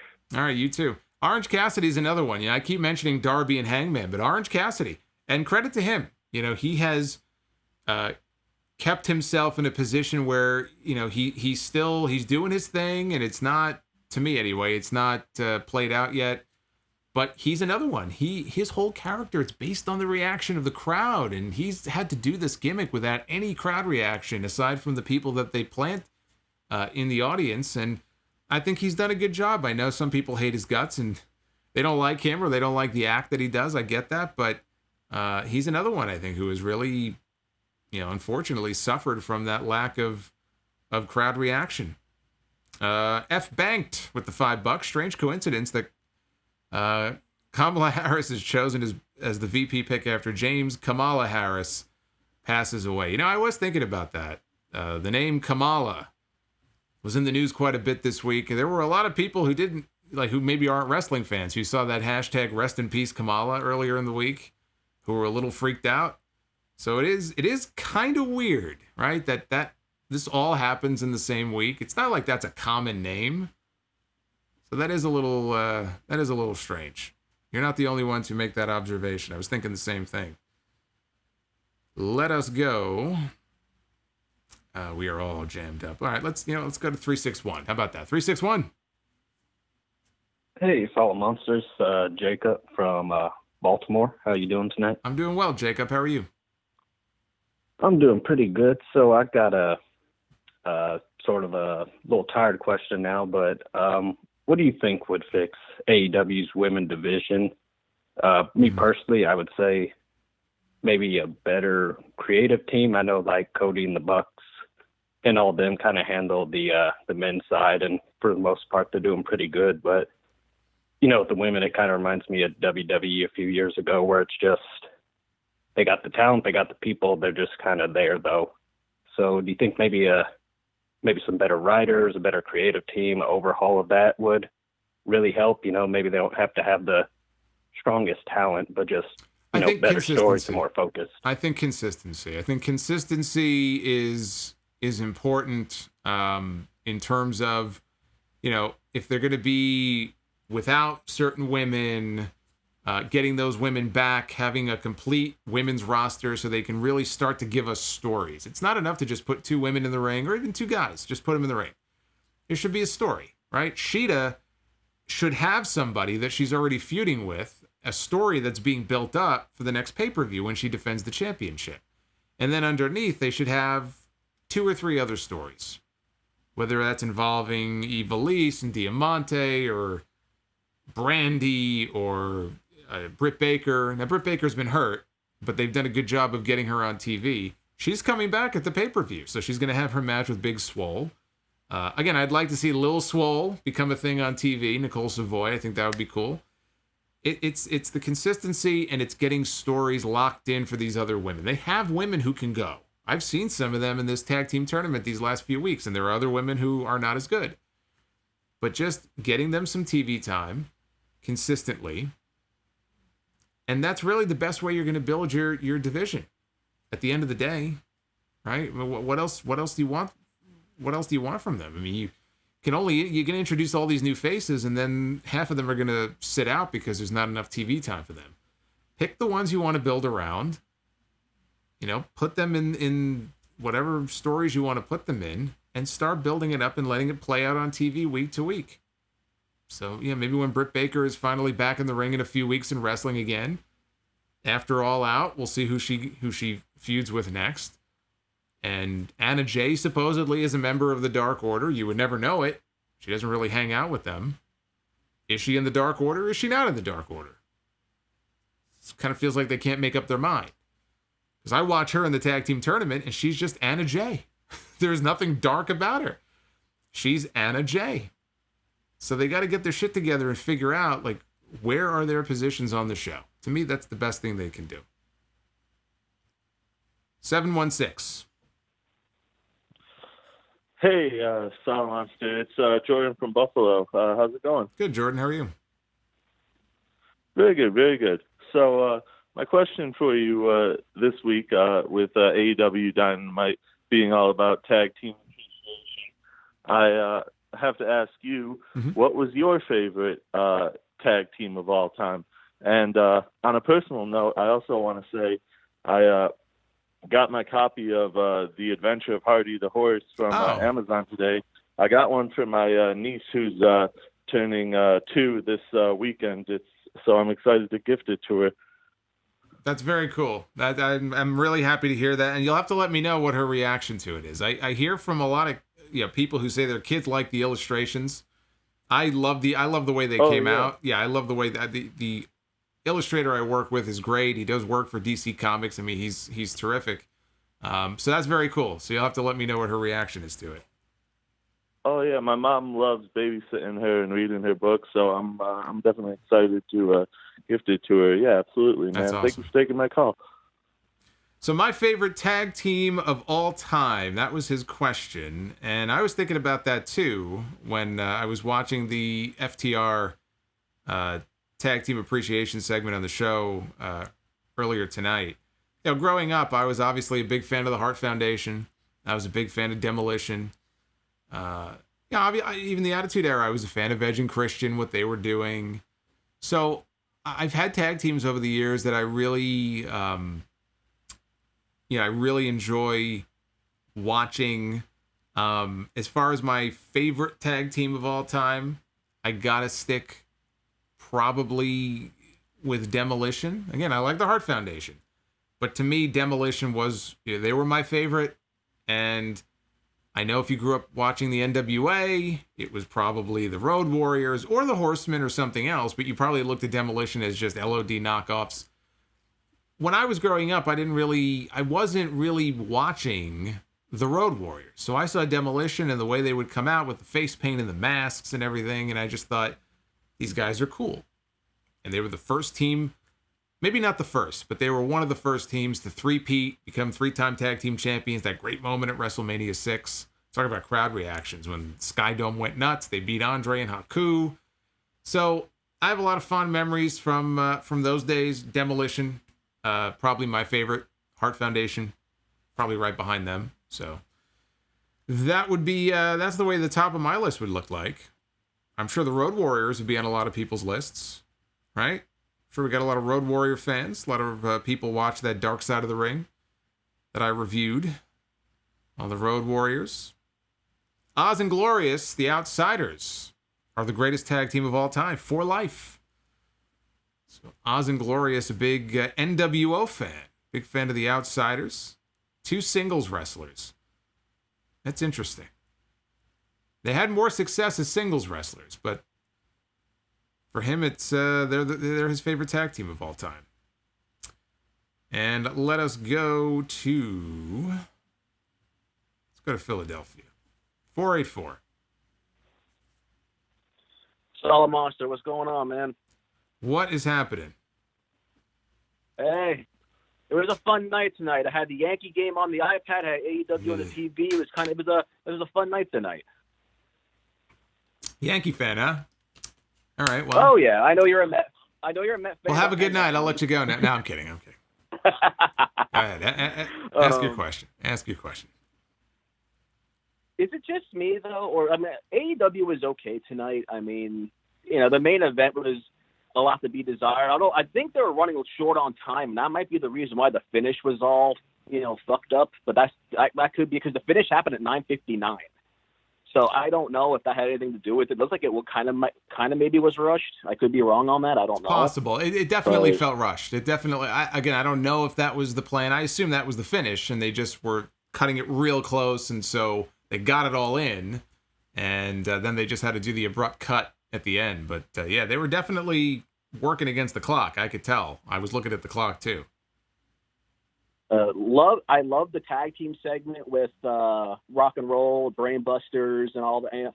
Ricky Morton taking a spike pile driver at his age, that was kind of interesting.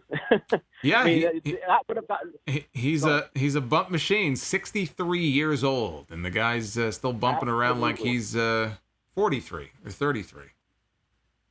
That's another example of what we were talking about earlier. What the one caller was about fans not being. The fans would have went nuts for that spot. I think. Oh yeah. Too.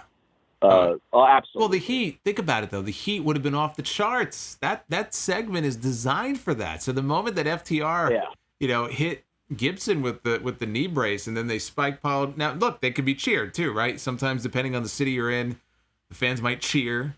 But I think the heat for that segment would have been off the charts. So that's another example of why the crowd can really enhance a segment like that. Here's an interesting question for you. Maybe interesting, might not be. I don't know. Mm-hmm. Now Cody, obviously, you can see the writings on the wall and everything. Personally, like when he comes out with the nightmare people, I get so annoying. It's just that gets heat for me right off the bat. I love that, the nightmare people. Sounds like a zombie faction or something. You can get Abaddon in there. That could be the next Walking Dead faction. Could be. It could be. Where is Abaddon anyway? Abaddon's been on Dark. Let's get her back on Dynamite. Dude, that would let's switch gears quick. That would have been great to have that tag team tournament when Britt Baker was healthy and have those two team up. That would have been outstanding to watch. That's what I said a few weeks ago. I said it's like the Odd Couple. She would be completely repulsed. Like imagine Abaddon like sliding in like out of the tunnel under the bottom rope, and Britt just has this look of just sheer terror on her face, hiding behind Reba. Like I think and I would have had them end up going all the way to the finals. Like, it would have been this great dynamic with the two of them. I don't know if it would have went to the finals or not, but it would have been a great dynamic, like you said. But now, with Cody, with the heel turn coming, now, does the whole Nightmare team, are they turning heel with them, or what's going to happen there? Because that would be really annoying if they do, but also at the same time, if people are thinking the same way I am, that's one of the reasons why he gets some heat as well when he comes out with everybody. He could come out with a ton of people and all of them be heels along with them. Do you think that will actually happen, or do you think Cody breaks off, that's it? Well, Brandy was already teasing being a heel on the tag team tournament special a few weeks ago. After her and Allie won their match, they went to the back and Brandy was just healing it up. And that's another thing I don't hate, that I hate and that I don't like. We saw Brandy out there tonight. She was out there with Cody. She didn't speak or anything, but it's very Jekyll and Hyde. Like, is she a heel or is she not a heel? I know she's running this thing called AEW Heels. Let's forget that. But she, in that promo, she was like, I'm the best. I was so great out there. It's like, clearly she was acting heelish, but she wasn't a heel. All of a sudden, she's a heel. I thought it was the opposite. Yeah. I thought, if anything, Allie was kind of the more heelish one, and Brandy was supposed to be the baby face. But so they have to do a better job of defining that. She may already be a heel. Dustin, I don't see him going heel. I don't think the whole Nightmare clan or whatever has to go heel. Maybe Arn does. Maybe Arn goes heel and Cody doesn't. Maybe it's all just a red herring and Arn turns on Cody.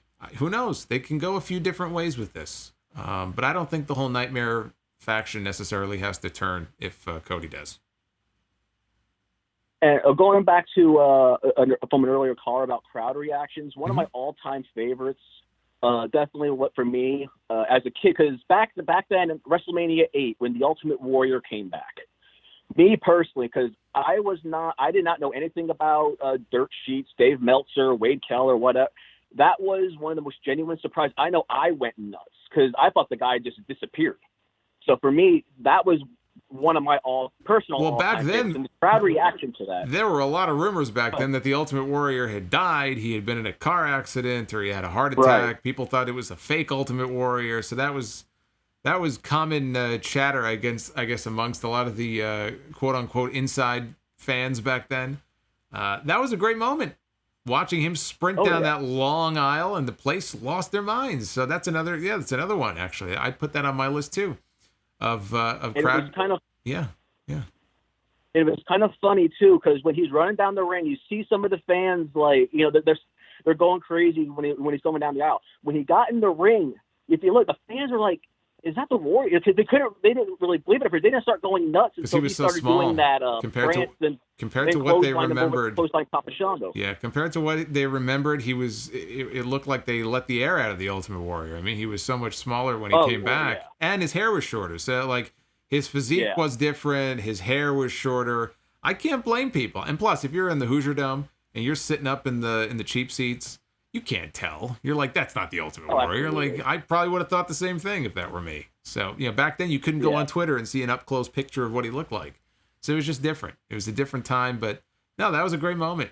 That was just that shot of him sprinting down the aisle and stuff. That was great, man. That's what I grew up on. Same here. And, of course, going relatively more recent, well, not relatively more recent, still a few years ago, anytime CM Punk appears in Chicago, that's always epic. And definitely my favorite tag team has to be Doom post-masks. When they had the masks on, no. After they got the masks off, hell yeah. I love Doom with Teddy Long. That theme music with the saxophones, awesome.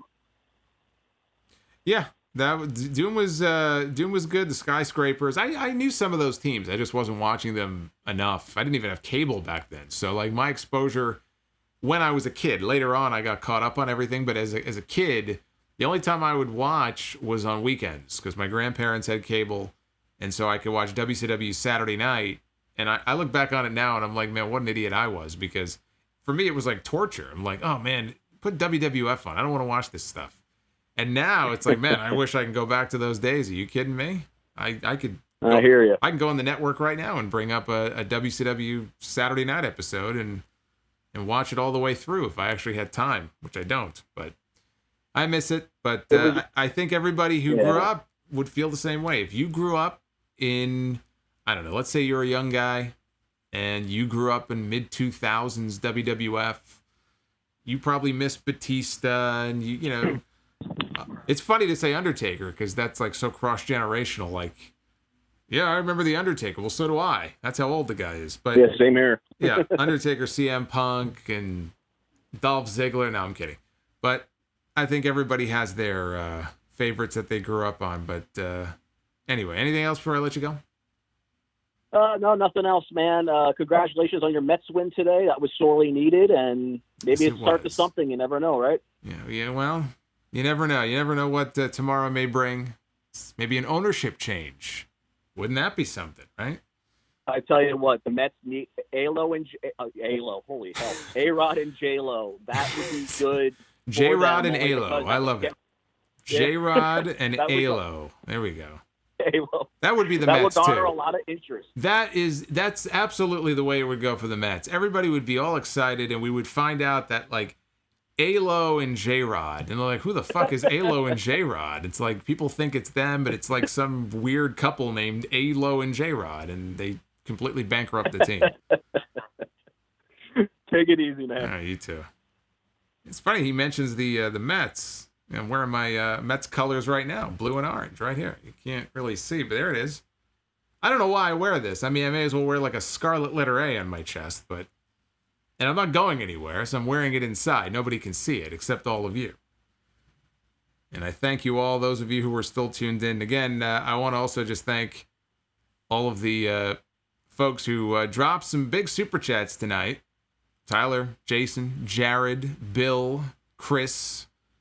You guys are awesome. These phone calls aren't free, so believe me, these are very helpful, very supportive, as all of your donations and all your super chats are. And speaking of which, we have one of those fine gentlemen on the line. I'll grab him right now before we get ready to wind down. Mr. Jared. Jason. Yes, sir. Jared. How you doing? Oh, I know. I just said your name. I knew exactly who you were. I had you on speakerphone. I just didn't hear you for a second. Get me off speakerphone and give me your undivided attention. I've got you on the air. I chosen see my you. name on my TV, You are the chosen on my one. wall. Jared M in the middle. I feel special, and you are not on speakerphone. You have my iPhone up to my ear, my friend. Well, what is your thoughts, your question on tonight's Dynamite show before Dynamite, unfortunately, is going to be bumped for the next 2 weeks? Oh, okay. Good show. Got home around 7:45. Turned on at 8. Next thing I know, it's around 9:30. That's how I know it's a good show. It swept right through. I love the stuff with the Rock and Roll FTR, Arn and Tully, and the Bucks. I know it's leading somewhere. You know something's going on with Cody, and I just thought the Orange Cassidy and Jericho match needed a crowd. It needed a crowd. It needed a crowd, but again, I think even with a crowd, I just didn't think as a main event. I didn't think it was a great match. It just wasn't. I've seen much better main events on this show. It was fine. I'm glad Orange Cassidy got the win because he should have, but it was missing something, and it wasn't just a crowd. It was missing something. He still needs to grow. He's still, he's in. I mean, I know it's been a year now, but he's just not getting the respect, and people, like Cornette, they brag on him. They just don't get the funniness of him. But it's funny. It's entertaining. I think it's great. And, Jericho wanting to work with him and trying to make him better, is even better. That just shows me just to make it even better. Yeah. And let me just give a shout out here. Dried Chicken Without Flavor dropped another $6. Every time I see the retro background on the YouTube stream, I feel like playing Blinding Light by The Weeknd. He says, I love it. Well, I'm glad you love it. I'm just trying to go back and forth here because my CPU is about to explode. So I'm afraid that if I go back to it, this stream may end prematurely. But I'm glad you enjoy it, and I will put that back up for you in a little bit. And also Eugene Morgan with the 10. I like watching Darby take his hits. He reminds me of Deadpool. Interesting comparison. I've not heard that before. But go ahead, Jared. Hey, and Jason, when we talk about the greatest tag teams of all time, maybe you have, maybe I've missed it. I'm not blaming you. I'm just asking you. How come you never bring up the Steiner Brothers? Because I think that they're very good. I think they're excellent, but I don't. From the 89 to 92, they're just were. Not. Come on, man. Nah, they're okay. They're good. They're very good. They're an excellent team. I think they should be. They're Hall of Fame bound one day. If not, then they should be. And they were one of those teams like the Road Warriors. And I mean, some people might not like this, but they took liberties with their opponents. But it could be fun. Like, when I was younger, it would be scary sometimes watching what the Steiner screwdriver is still one of the scariest moves I've ever seen. The way he would lift these jobbers up in the air. And the Bulldogs. And the Bulldogs. Well, the Bulldogs, and you know what? I'll even throw another team on here, not as one of the all-time greats, but as a team that. Well, and the Spike Pile Driver for the top. Yeah, but as a team that would, when I would watch them in like squashes, with their finish would sometimes just wreck their opponent, is the Beverly Brothers with the Shaker Heights Spike. Yeah, it's funny. I was watching SummerSlam '92 on FX1, whatever, FS1, and facing Natural Disasters, and just funny. And I saw the Legion of Doom. I saw Hulk trying to get into the ring and trying to get out of the ring. God knows what he was on that night, but everything. Didn't 10 days later he gave Vince his notice after that? Well, it was right after SummerSlam. He gave him his notice. He probably wasn't in the right frame of mind when he did that, but that was and that's Animal talking, right? Animal's been very open about what. That was Animal talking from the dark side. Yeah. Oh yeah. He was pissed.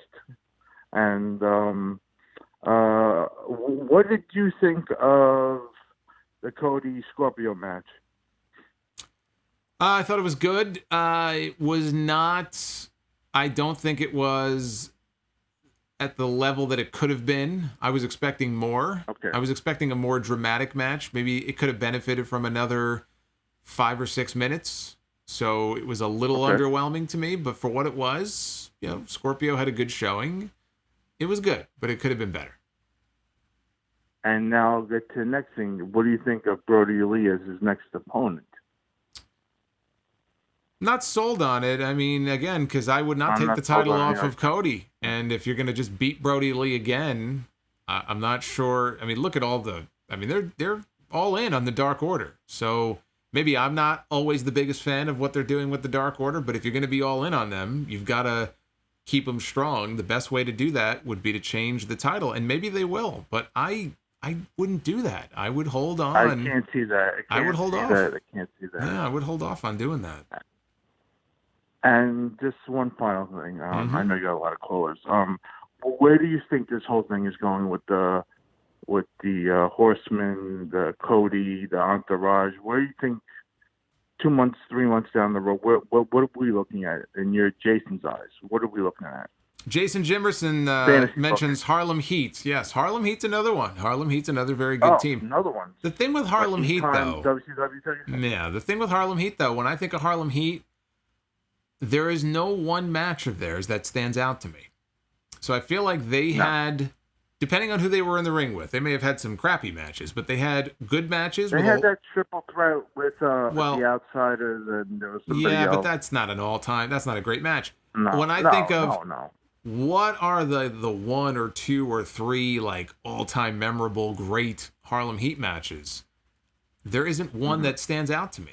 So that hurts them a little bit. The same thing about the Hart Foundation, though, and we love. No. There are matches that the Hart Foundation had with the Bulldogs. There's the SummerSlam match with Arn and Tully.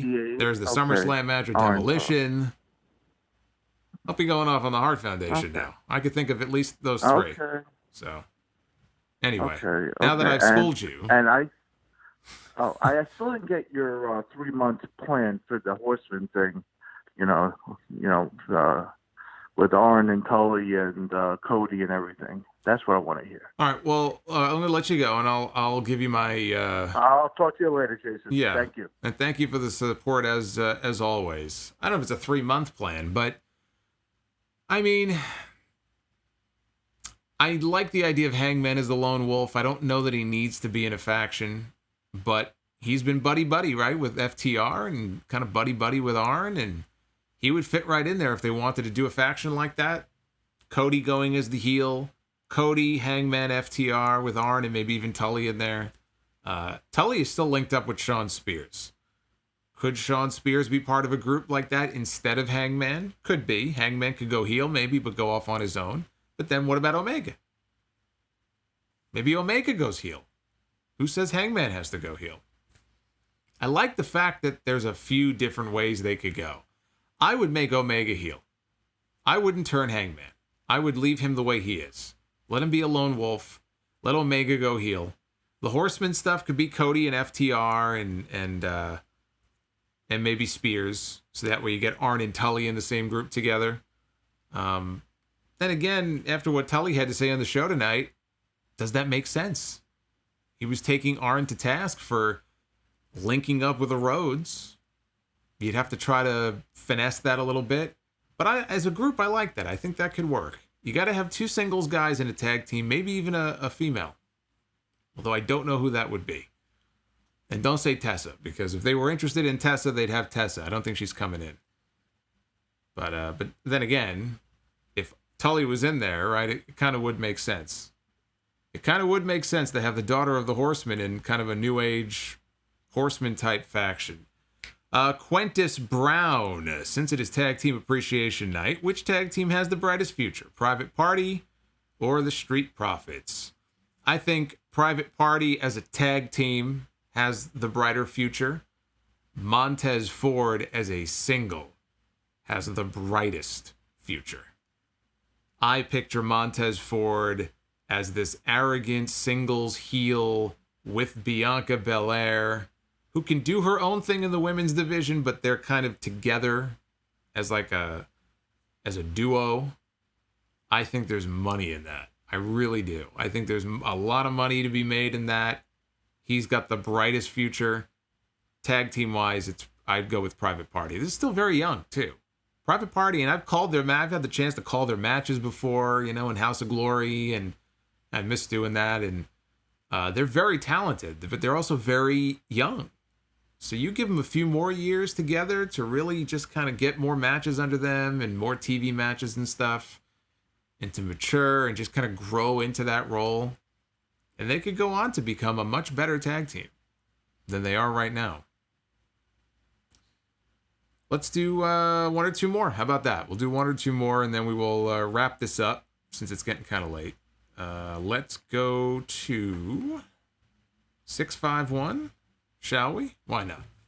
Let's go to 6-5. Is this Brandon? Is this Brandon? Of course it is, yes. I knew it. How you doing? I'm doing good. How are you doing tonight? Good. You sound like you're in a closet or you're trapped in a car trunk. Are you okay? Are you in distress? No, I'm good. I'm in my bedroom. I'm chilling. Oh, okay. So first off, the major question is, when are you going to just switch sides? Just give it up. Your team's a joke. They're a joke. Just come to the good side. We'll open you with welcome arms. Come to the Yankees. Yeah, that's not going to happen. But I appreciate the offer. See, if this were the NWO back in the day when they were giving DDP the shirt, you'd give me the Yankee shirt, and I would look at it, yeah, and I would hold it. Maybe I'd even put it on, and I would appear as though I was going to join you, and then I would drop you with a diamond cutter, and I would tear it off and reveal my Mets shirt, and then I would run up into the stands. Okay, weird question, but the COVID empty stands. It wouldn't be the same as the angle from 23 years ago. So I feel like AEW with their legends or people that are not really on the roster, I feel like they have their people that they use, and I feel like they use them too much. We've seen Vicky and Rock and Roll Express a few times already. I feel like they should bring in other legends. So since we're talking about the greatest tag teams, how or in what ways could they bring in Demolition if they wanted to? Demolition? To do what? Yeah, for a one-off, for a promo or something. They don't need to bring in Demo. I mean, look, I love Demolition, but they don't need to be bringing in Demolition. Demolition is... I mean, look, if they were going to do... They already did Tag Team Appreciation Night, so to do like a wave and say a few words, but Demolition, they're older guys. Bill Eadie had to retire many years ago the first time or step out of the ring because of a heart condition. That I think was, if I remember, it was because he had an allergic reaction, I think, to shellfish or whatever. But here's a guy with a medical history. I don't know that Demolition needs to be going around here in the middle of a pandemic. I don't want to kill these guys, so leave them at home. I don't think AEW needs to do anything right now with Demolition. Demolition is hopefully resting comfortably in retirement at home. Yeah. Another question for me, modern wrestling, I don't know what it is, but I feel like it's very forgettable. For some reason, if you ask me a question about a wrestling match or an event from last year or the last 5 years, even the last 10 years, I don't remember a single thing about it. But if you ask me something from my childhood, Attitude Era, Ruthless Aggression, I'll remember it like if it was yesterday. Like, is there a problem? Like, how come like modern wrestling isn't as memorable as like the past? Well, I mean, there could be a medical problem. I'd be a little concerned about that. I would go take a memory test and make sure everything is okay.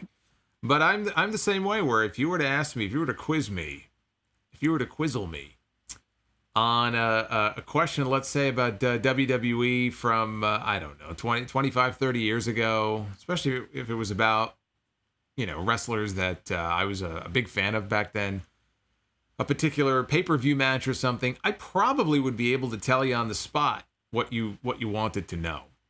If you were to ask me a question about Monday Night Raw from 2 weeks ago, it's a very good chance, depending on the question, I probably wouldn't know the answer. And I watch the shows every week, and I take notes, and I review them, and then I forget about them. And I think the reason why, to answer your question, is because there is too much. There's so much that it is just impossible to, unless you have an encyclopedia-like memory, it is impossible to remember every single detail, every segment, every winner, every loser, because it just feels like nothing really matters. Things mattered back then, right? It just felt like they mattered. And because there's such an overabundance of it, you don't absorb it.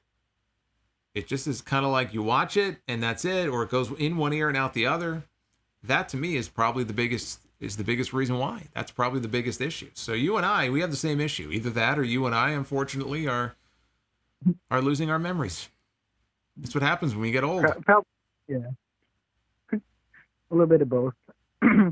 Last question. Shout out to Essential Jackasses in the group chat, of course. I knew he was going to say it. Random. I knew it. I have. The randomest question ever, but I remember as a kid when Monday Night Raw would come on TNN, right before it would start, it would be Star Trek. Like, I'd always remember the credits for Star Trek rolling. So for like when WCW Nitro started, what was on like before Nitro ever started? I thought it was a movie.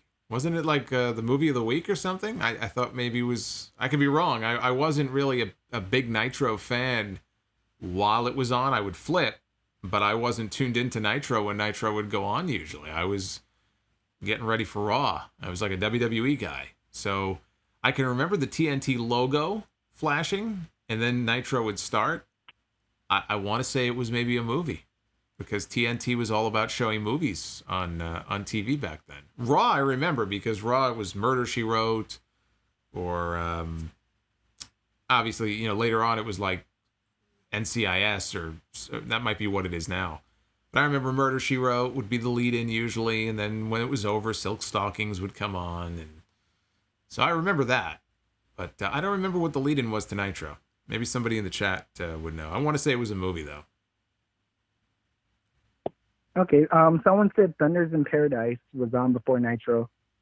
Yeah, maybe for one season, maybe, but that wasn't the case for. What about the other 3 years? Thunder in Paradise. I'm assuming that's a show. Yeah, well, Thunder in Paradise didn't last very long, so you're gonna have to do better than that. We'll see if somebody in the chat answers. Anything else before I'll let you go? No, have a good night. And yes, Murder, She Wrote is a good show. I love that show. Well, I remember the jingle. I never really watched Murder, She Wrote, so maybe I'll have to give that a shot. It was more of a Perry Mason, Hunter. Remember Hunter from NBC with Fred Dryer? I love Hunter. By the way, for those of you who also are Hunter fans or used to watch Hunter, never heard of the Tubi TV app, Tubi? It's free. They stick commercials in there, but it's free. They have all 7 seasons of Hunter. So you can put it on your phone, you can put it on your Roku. It's great. Tubi TV. Tubi TV. Isn't Tubi? I think Tubi might be the one that also has... Oh, Pluto. I think Pluto has like an Impact Wrestling channel. They have like old Impact Wrestling shows. Let's see here. Let's go to 248. I think this might be Markel. Is this you? Hi, how are you? Good. How are you? Good. So I wanted to talk more about Brandy. Is she a tweener at this rate? Do you think she's going to win the tournament? I hope not. I hope not. I hope they give somebody else a chance. I don't think she has to. I think she's going to have her storyline no matter what. I'd like to see somebody else get the win and then have some kind of story, between the partners coming out of it. Right. What was the purpose of Cameron? Was that just for viewerships? I mean, she got eliminated the first match. No, it was just a one-off. It was just a one-off. I mean, she did a YouTube interview after that, and she said she's not signed. She just, I think the way she described it was a thing for me to do, and it sounded like she was hoping to get another shot in WWE. So, actually, if I'm AEW, I'm not exactly thrilled about that she. It almost sounds like she used this as an opportunity to kind of like, hey, WWE, I'm still here. So that's what that was. And who do you think is going to dethrone Cody Rhodes? I hope it's Darby Allin.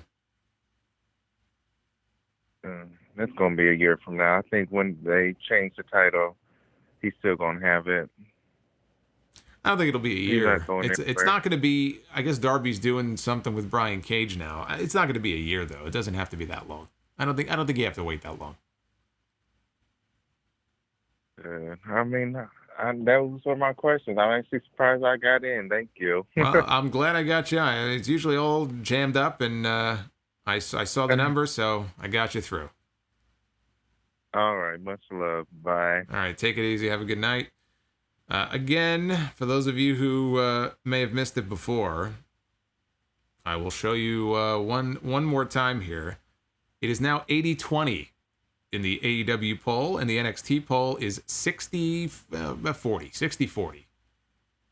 So that is the that's not great, but it's still a positive score. So that is good. RSPW Rewind, go check it out when you're done here. I think you'll enjoy it. Hopefully you'll laugh. Whether it's at me or at some of the people who would post on those forums. Xantara in the chat says the new adventures of Robin Hood after Nitro. That's right. I forgot all about that. They had that Robin Hood show. Was it after or before?